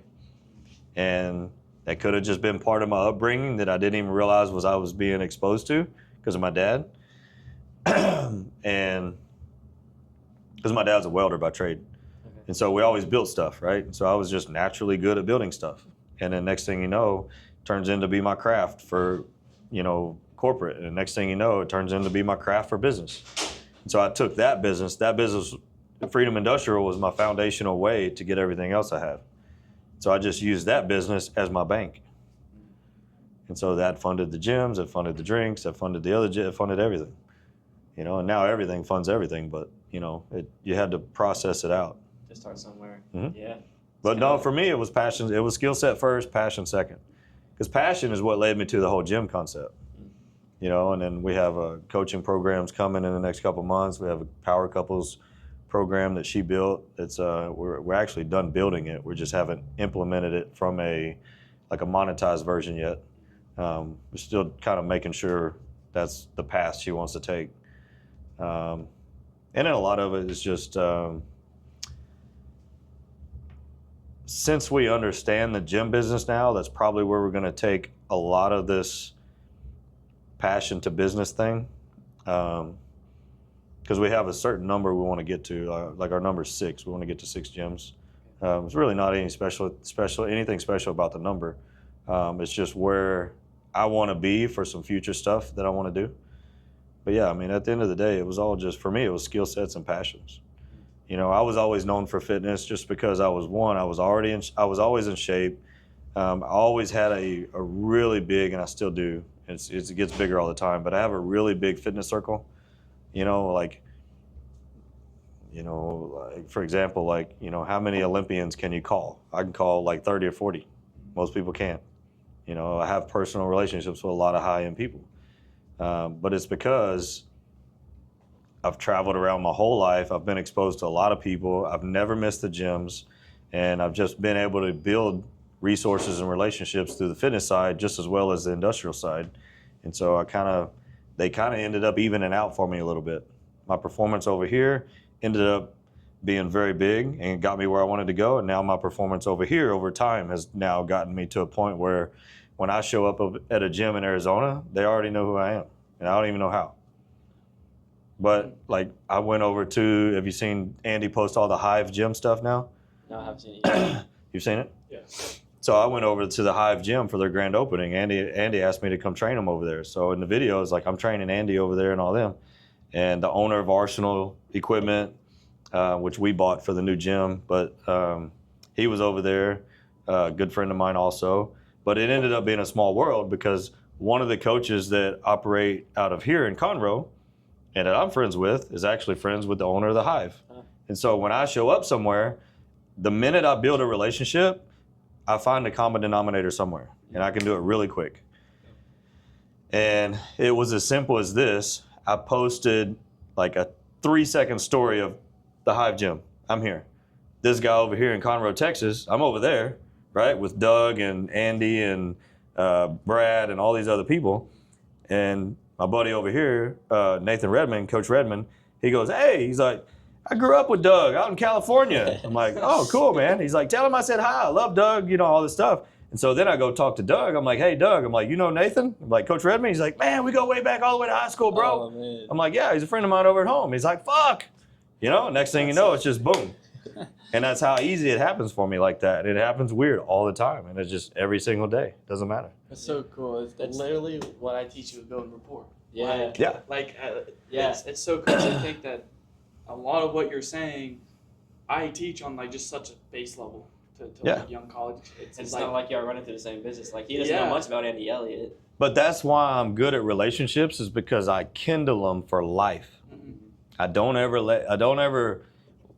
I'm not going to say don't burn bridges. I mean, if somebody's not good for you, get rid of them. But I'm saying if there are people around you that may or may not have some interest in what you do, we own gyms.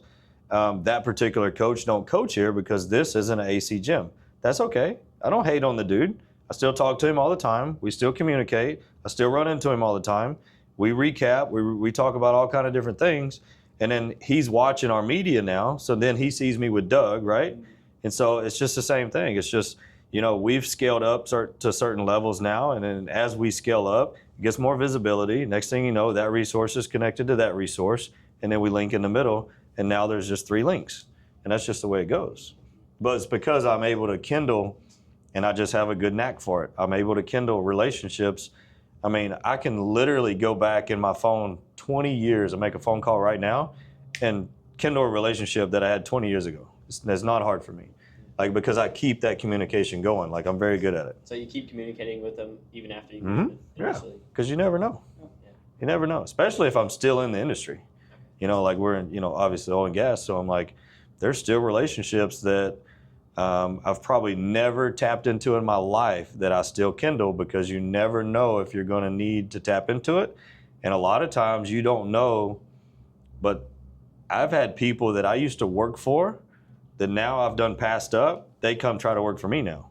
So it's been flip-flopped a lot over the years, and I'll get resumes from people that I used to actually answer to, bro. And I'm like, sorry, I can't help you. Like, it's, times have changed. Like, this is different now. But I mean, they're still communicating. We're still, everything. And it's weird, but it's just, I was, and I don't know. I was always really good at relationships, but I never really understood them until I was probably, it was before being in business, so it didn't have nothing to do with business. I realized that relationships were that important before that. It was before corporate. And I think it was the construction industry back in the day, the way it operated. One job had to get you the next job. And if you didn't know somebody in that, because it was very cliquish for a while. I don't know if it is now, because I'm not really in it like that anymore, but from like an employee standpoint. But back in the day, like if you wanted to get on a project, you had to know somebody that could get you on the project. And so I think that's where it kind of like organically identified itself for me and my lifestyle coming up, is that I was like, oh shit, well, I can't even get a job if I don't know somebody. I'm like, shit, that makes that pretty important, right? Yep. So I'm like, and the best thing to do is just know the right person then. So like, I think without somebody educating me on that, that's how I learned how to do it. Is because there was places you're not going to get into unless you knew somebody. And it's probably even still like that today. I don't know. Totally. Maybe even worse. I learned it through football. It was like, if you wanted to go to college, your chance, especially as a lineman, like in football. Oh yeah. Like, it's so unbelievably hard to I'm sure. get in. So for me, like, and I got in the game late for like advertising myself on socials, and actually one of my coaches, offensive coordinator, he really loved me, and I was like the go-to guy. I was very dependable. I did my job. I excelled. Yeah. And he knew the coach over at ULM in Monroe, and that's actually how I got an offer from Monroe. Was through his connection to that coach, and that coach tried to recruit me for 6 months. Wow. And like, that's where I had to learn. I had to learn the hard way too, because it just happened so late. And that's where I learned, where like, it's not about what you know. It is all about who you know, what connections you have, how, like, essentially how much they like you too. Your network's your net worth. I Yep. get that all the time. Yeah, I just did a video on that. Yeah, it ain't been out. We ain't put it out yet, but I just did it the other day. Network is your net worth. Yeah. And I'm gonna run into the same thing with this. I mean, this is not 100% my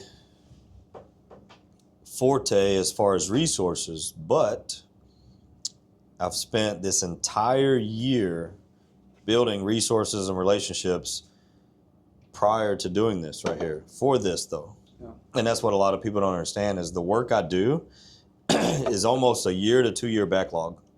So I start building relationships, and I'll give you some more examples. And I even have videos on this where people will attest to what I do. I can even show you videos where I'm wearing Freedom Gym shirts 2 years before Freedom Gym even existed. Wow. Yeah. But it's not a manifest thing to me. I don't always like that word, because you can't actually speak anything to existence. You got to take action. Mm-hmm. And so, but what I would do back in the day was like, as I was building this stuff, like I was buying equipment. So again, you have to make sure you can actually execute something, right? So don't fake this shit. There's no fake it till you make it. Don't go run around talking about building a gym if you ain't put together the money and the resources to actually do it. Yeah. So I did that. So I became a gym owner before I had a gym. This is the way I put it in my mind, okay? I own a gym. And I would tell people, I'm building a gym, period. That's it. When? I don't know yet, but I'm building a gym. But then, 2 years before I even built this one, I was buying equipment, storing it. And I didn't care. I was like, I'm just gonna show people that I'm fucking building a gym because I said I would. And so now I gotta show the action of it. So they would see me show up to Gold's Gym with a piece of equipment in the back of my truck. And then they would start asking questions like, oh, you really are building a gym? I was like, yeah. I was like, it's a piece of equipment. It's one of our pieces, our leg pieces in the back of my truck right there. Oh, okay. So then people started believing it, right? Yeah. And then now the conversation in the gym has stopped going from, are you building a gym, to when is it going to be open? And then when I started seeing that narrative change, I'm like, okay, well, this is actually starting to make sense. So then I started doing it intentionally. I would literally run around for 2 to 3 days with that same piece of equipment in the back of my truck. Be a leg press. Same piece of equipment in the back of my truck. And it just looked like I was just building a gym every day. And so then I would go store that piece. I'd go to Houston, I'd buy another piece. I'd do the same thing, be a hack squat, change a piece of equipment. So I'd put it back in my truck. I'd run around 2 or 3 days. Everybody started asking, oh, when's it open? When's it open? So it went from maybe JJ's building a gym to, oh shit, he's actually building a gym. When's it going to be open? So the narrative, you see what I'm saying though? Yeah. And like, I didn't have no signs. I didn't have no social media. I didn't do anything. I just literally showed people what I was doing years before I ever even executed it. And I almost do it the same. That's why we don't have no signs. I didn't have to market. Yeah. You'll never find a video. Go find a video. You can go look at any gym in Houston right now, and they have videos asking people to come to their gym to sign up. Yeah. Go see if you can find one of me saying that. It doesn't exist. I've never marketed this gym. This is a maxed out gym. We got 1,600 people. Yeah. It's been that way for 4 years. It's because of your relationships, though. Yeah. It's because I built all the resources and relationships before I ever even needed them. It's really cool. Yeah. And I do it every time. I spent my entire year, I've actually designed this over 2 years ago. I designed Drip over 5 years ago. Wow. Yeah, it's only been on the market for 2 years. But I designed it 5 years ago. Yeah, we have a name for it. Raving fans is what we call them. Yeah. Yeah, and the funny thing is, you're talking about doing it. You're working on this. Tell people you're going to do this 2 years before it even happened. I'm doing the same thing when I go on demonstrations. I tell people, hey, I want to meet a business owner because I'm building a business. Like that's what I'm going to be doing after I become a manager and I learn the systems and everything. I'm going to build a business. It's like so my thing is owning and running gyms too.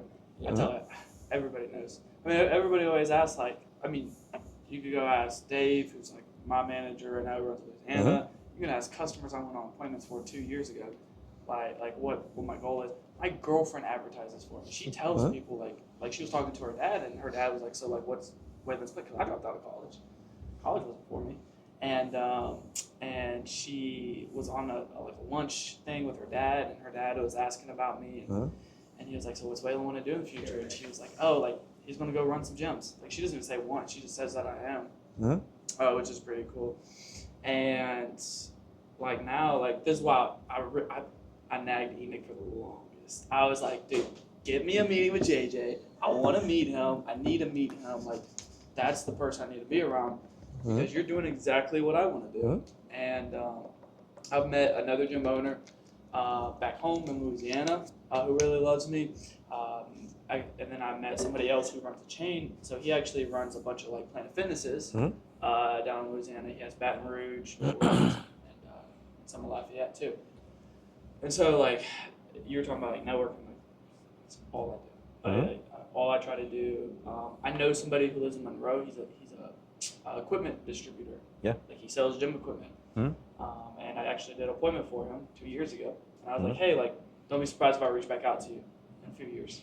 And so like that's so money. Yeah. And yeah.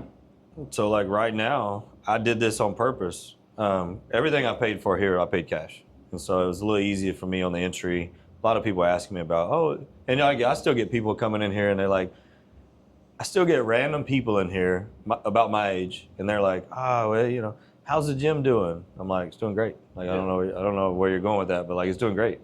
Oh yeah, there's not much money in the gym business. I'm like, I mean, that's a G63. I'm like, you tell me. I don't know. It's a $250,000 fucking vehicle. There's not much money in the gym business, but whatever. And it's just, but it's like, they have no information whatsoever to base their facts on, so they're just trying to like talk. Yep. Well, it's crazy because you can't let them in, bro, because they talk you down. I'm like, Yeah. there's no, because everybody thinks like New Year's resolution, gyms make a lot of money, right? It's like, okay, well, that's actually opposite. I can show you my CRM system, and it'll tell you my actual highest days are back May and June and November. Why, I don't know. That's my highest days. I mean, my highest months. But other than that, I mean, we have a very consistent number. It stays over 1,500. We fluctuate because we have college kids, we have all this stuff, but it's a very high number for a gym this size, especially a warehouse gym.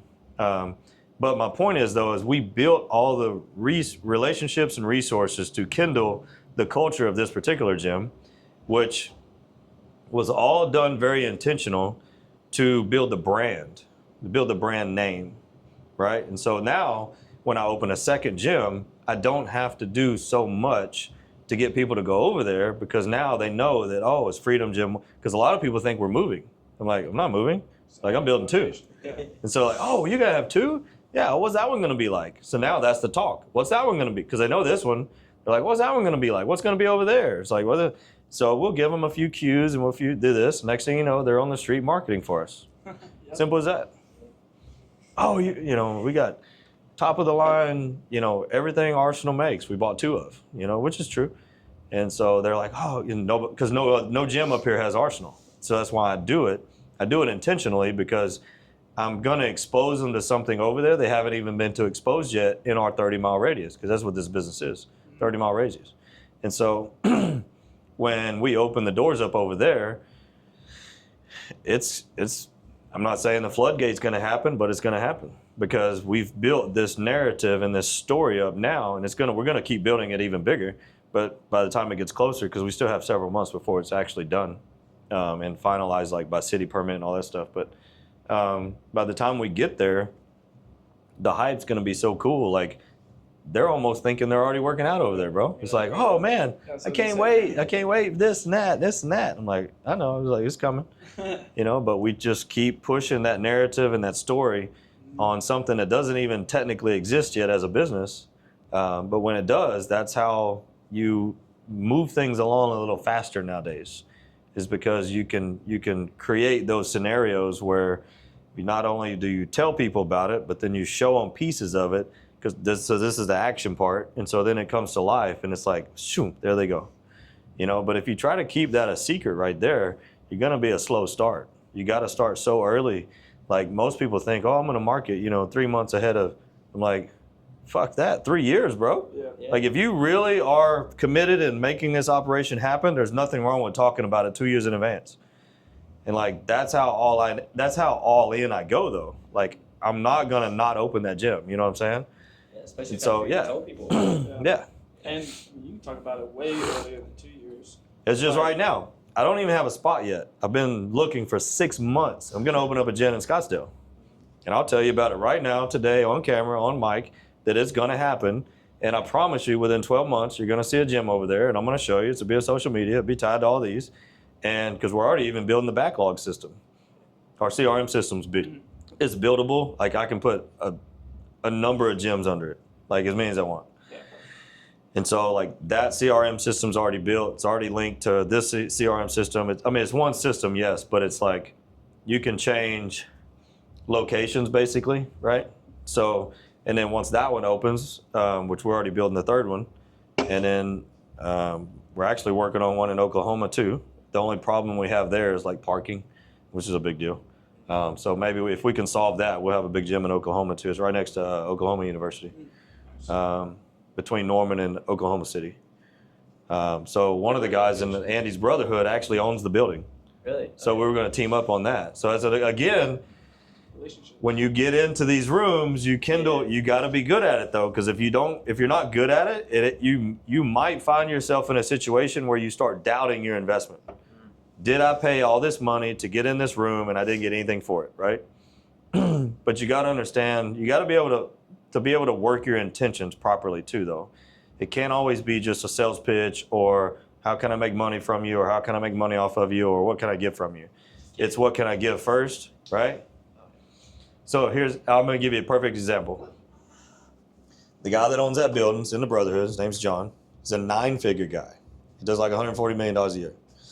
Okay, this guy don't need my money, right? He's got more money than me. But he's got a space that I consider potential for a gym. He showed me this space. He talked about it one day. It cost him, because it's empty, it cost him, because he owns it, it's a $35,000 mortgage for him, meaning that's a debt, right?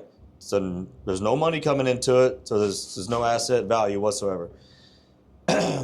So he was like, hey, he's like, I got a space over here, and he's like, you build gyms, huh? I'm like, yeah. He's like, I have a space over here. He's like, and he just showed it to me one day. He's like, what do you think about that? I went through it. I'm like, 24,000 square feet. It's got this, got AC, it's got good lighting, it's got this, blah, blah, blah. I'm just doing my, I'm just talking it up. And I'm like, man, if we had enough parking, that'd be a potential gym space. He's like, well, what do you think it could do? I'm like, run the numbers on it. This is like 2 days later. Run the numbers on it, text him back. Hey, man, I'm like, if we get to around this amount of memberships or over here over this amount of time, it could generate, $1.8 million a year. He's like, no shit. I'm like, yeah. He's like, well, look, he's like, if we team up on this, he's like, if I can get the parking right, we team up on it. He's like, I'll build it out. You create the business side of it, fill it up, and then we'll split it. I was like, okay. But that's how it goes. He has a debt. I can actually fix that debt and convert it into an income for him based on my brand. Not only do we get brand expansion out of it, because we're in a whole different city, different state, everything, right? So not only do we get to expand our brand, he gets to make an income off the debt because it's just sitting there. It's a mortgage. And so it's just a problem-solving thing now. Yeah. But, like I said, we met in the same room that we both paid to get into. So how do you turn that initial investment to get into the Brotherhood into a capitalized opportunity? You meet people and build a relationship and solve each other's problems. Simple as that. If you don't know how to do that, you're fucked. Yeah. That's how I feel like business should be run. Half the time. Exactly. It should be relationship, and then they say, okay, but the thing is, people don't understand that rich people have problems. They don't get it. They're like, wow, well, he's got a bunch of money, like he can solve his own problems. Not even close to being true. Rich people are just as messy, if not messy, than poor people. Promise you that. I know a lot of them. They're just as messy. Because it's life, bro. It's life. The money don't change life. The money's got some cool optional tools and all this stuff that you can play with, but it doesn't change actual life. Money's not going to stop a baby from being born. Money's not going to stop from kids from growing up. Money's not going to stop a lot of things. It's not going to change a lot of things. You're still going to have to deal with a lot of it. Money can make it more comfortable, sure. Money can give you some things, some tools to play with, some toys, whatever. It's cool. It's not going to change life, bro. Sun goes up, sun comes down, no matter how much money you fucking got. You know what I mean? So. I love what you said because when I met you at the airport, my first key takeaway from you was give value to people. If you can get into a network, figure out how you can provide and serve them. Yeah. And I always knew that, but the way you put it is if you want to network with people, you got to give them something. I always give first. Yeah. Anybody that knows me will tell you that. Yeah. I mean, even I got people here, I give them free memberships because as I build relationships, I see things sometimes that people need, and sometimes people need a gym. And so there's people in here that I've got people in here that's lost their jobs. But if I let them, and I'm not going to say everyone, I randomly come across some of these situations and I just address it because it's in my face and that's my mood for the day. And so there's a friend of mine, she's been coming here for 4 years straight, nonstop, every single day. She was overweight. She did the gastric bypass thing, right? Yeah. So she lost 55 pounds this year. I'm super proud of her. Yeah. She was very self-conscious about, her look, her appearance and everything. Super sweet, super nice girl. And been my friend in here for 4 years. Supported us 100% since day one. And so I didn't know it, but I heard her talking one day and her husband lost his job. And I just reached out to her one day. I said, hey, I heard you talking. I said, your husband okay? oh, well, and then you start getting the real fucking actual story, right? Yeah. And so, oh, well, he's kind of down, he's depressed, this and that. And I'm like, well, you just had, how much? And so I went back on her. I'm like, well, how much weight have you lost? 55 pounds. I'm like, so proud of you, like, super great, all this stuff, right? So I'm trying to build her back up a little bit. And then so I went back to her husband. I'm like, well, what's Mike going to do? And I don't know him as well as I know her. I just see him randomly a few times here and there, whatever, but I see her every day because she's here. And he was never a member here. Never, the whole time. So in other words, they've been operating separately as a couple. And I'm like, okay, well, that's the first problem. Okay, so I'm identifying some problems that I can potentially have some influence on, right? So I'm like, okay. I'm like, so what's Mike gonna do? Oh, well, he don't know yet. He's getting kind of down. He's getting depressed. And I'm like, look. So I sent her a message on Facebook. I said, hey, I said, tell Mike to come see me tomorrow. I said, let me tell you the first thing that's gonna happen. I said, if Mike doesn't work on himself right now until he gets a job, I can't control that part yet for you. I said, but if he doesn't work, I said, he's gonna mess what you've already accomplished up. I was like, he's gonna get depressed. He's gonna drag you down with it, not in an intentional way whatsoever. So, but this is just the nature of depression, how it works. He's gonna get depressed. He's not gonna feel like he's providing. He's not gonna do all these things, right? And so that's gonna drag you back into a kind of a whirlwind of confusion. I was like, and eventually time is gonna take over, whether you like it or not. Time's gonna take over, and I said, then you're gonna end up back in the same place you started. I said, Nessa, I don't want you to go that way. I said, so to protect you and what you've accomplished, I want Mike in here every fucking day with you for free. I said, I'll give you 6 months for free until he finds a job, whatever he needs to do. I don't care, but I'm not going to let his situation, and I know it wasn't intentional or anything like that. I very expressly cleared that. And I said, look, but I'm not going to let him drag you down with him.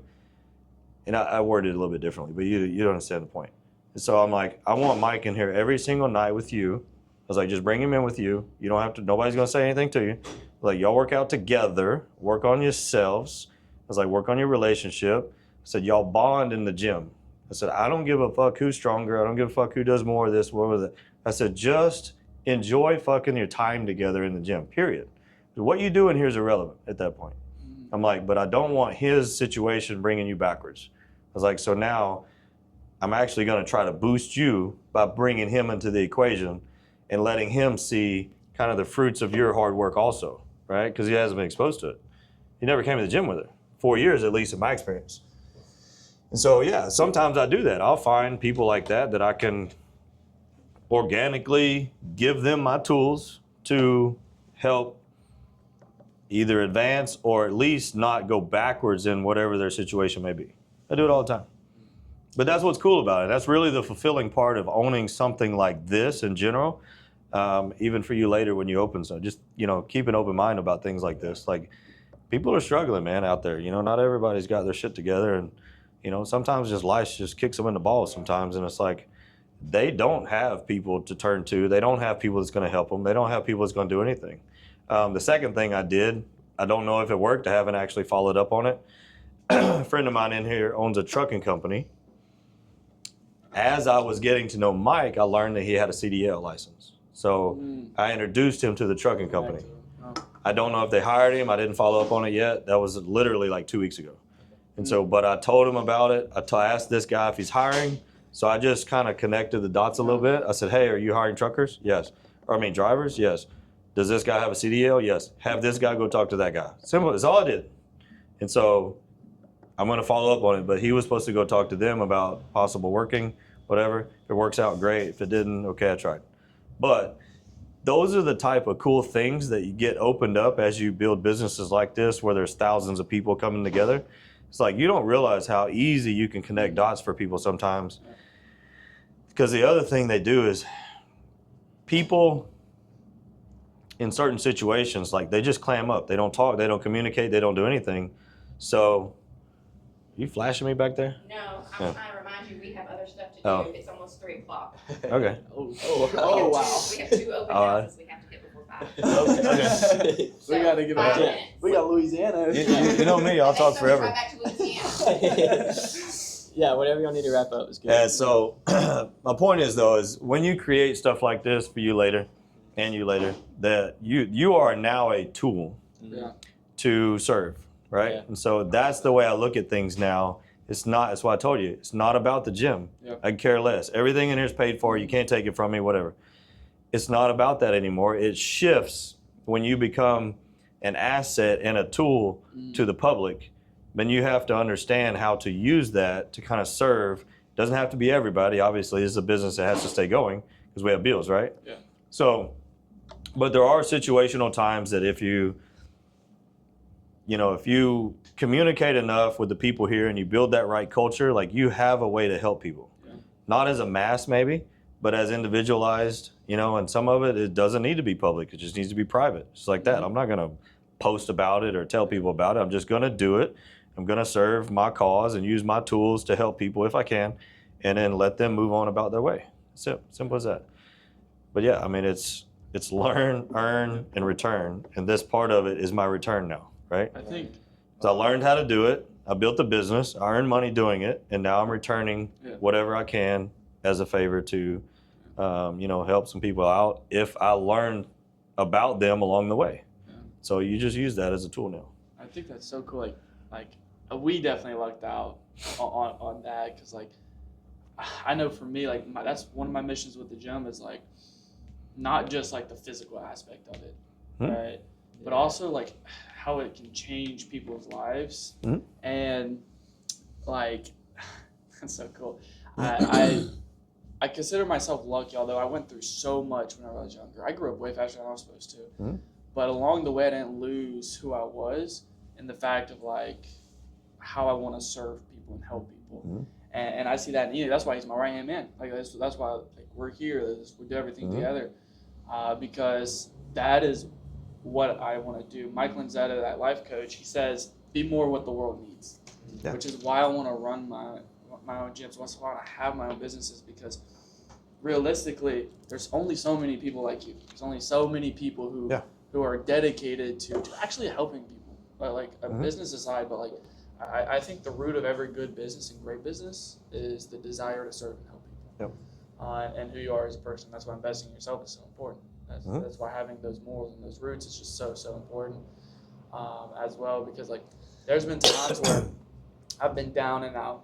Whenever Ina came into my office, it's such a miserable time, and I was not doing great in my life, and I was just Before as I was entering his office. Yeah, and he came in, and he was a kid who I just served. I had no expectation. I didn't actually. What's funny is I didn't get paid from him at all for the first 2 or 3 months where he did most of his progress.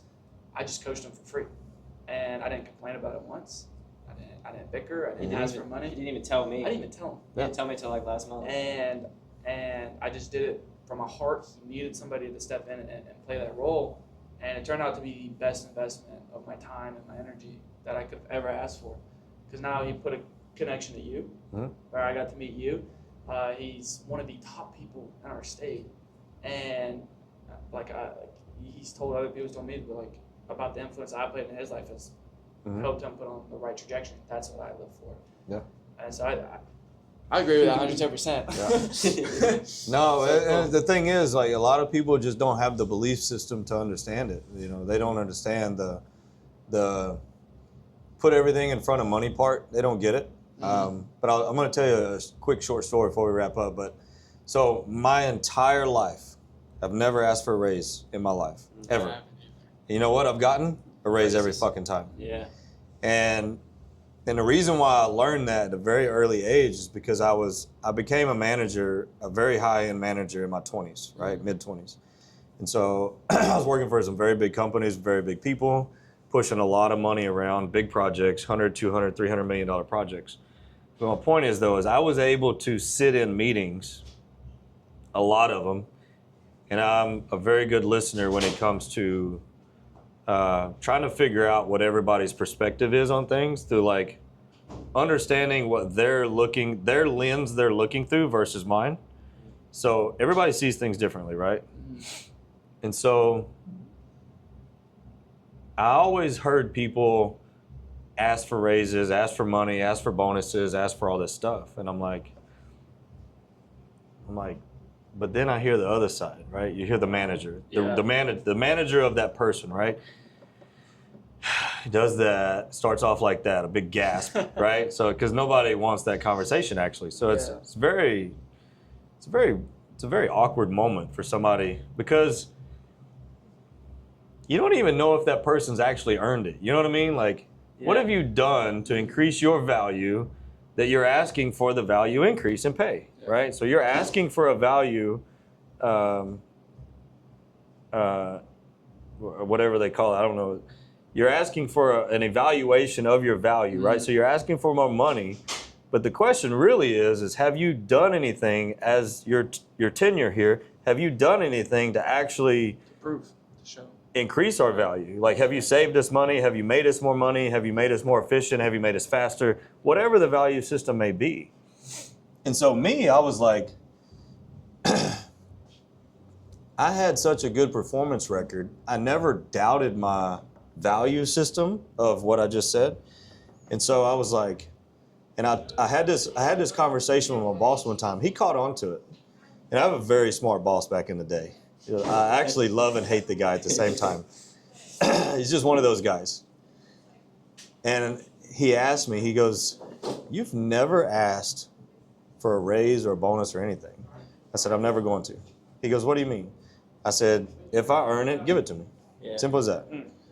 And he goes, "Okay." And I shit you not, I was the highest fucking paid guy there. I got the biggest bonuses there. My last bonus before I left was like on top of my $400,000 salary, because I was very high up, or actually it was $330,000 salary. My bonuses were like 120 grand. Like in one day, boom, just cut you a check. I've never asked for a dollar in my life. I've taken jobs where I would actually lose about $3 an hour. This was way earlier than that. I would lose about $3 an hour, and then in 2 weeks I was a manager. Or 2 weeks they was offering me more money as like a lead man or whatever. And a lot of people didn't understand it until they seen it. They're like, "Well, you're going down there for less money?" I'm like, "It ain't about the money, bro." I'm like, one, we're gonna get more time on the project. I'm like, we're going to not only expand our reach as far as like, it's a new company, new people. It's like, they're going to talk, we're already doing good things for this company. I'm like, but now we're going to go do things for this other company. They got more work. They got this. So we have time. Time equals money also, dummy. And so, but then you got to understand, like, we're adding more relationships. We're adding more exposure. We're adding all these different values that nobody's seeing. They just seen the $2. And I'm like, I'm not going to operate on dollar signs. I'm like, I know what value we possess. And I'm like, if we show up and we show them that, they're just going to give us whatever we want, because we're going to make them faster. We're going to make them more efficient. We're going to make them better. We're going to do all these things. They're probably even going to get bonuses, like contractual bonuses, because we finish early. I'm like, these are milestones. They have milestone dates, right? So they have milestones they want to make. If we beat that, they look so good. They're going to get handed the next job. You know what they're going to get handed the next job? You know what they're going to call? They're going to call us. I'm like, so that's more money again. So I'm looking for like years worth of money. People are looking for $2 an hour. So you're looking for hours. I'm looking for time and years, right? So that was my perspective on things that I've learned along the way to understand how to devalue money, is because money actually never mattered. It never mattered. It was all about Time. performance, relationships, resources, all the other stuff, and time. And that's where I learned how to do that. Cool. Alright, dude. It's tough. Did we get everything you needed, man? Yes, dude. If not, we'll do it again. Dude, I got so many gems out of there. Like,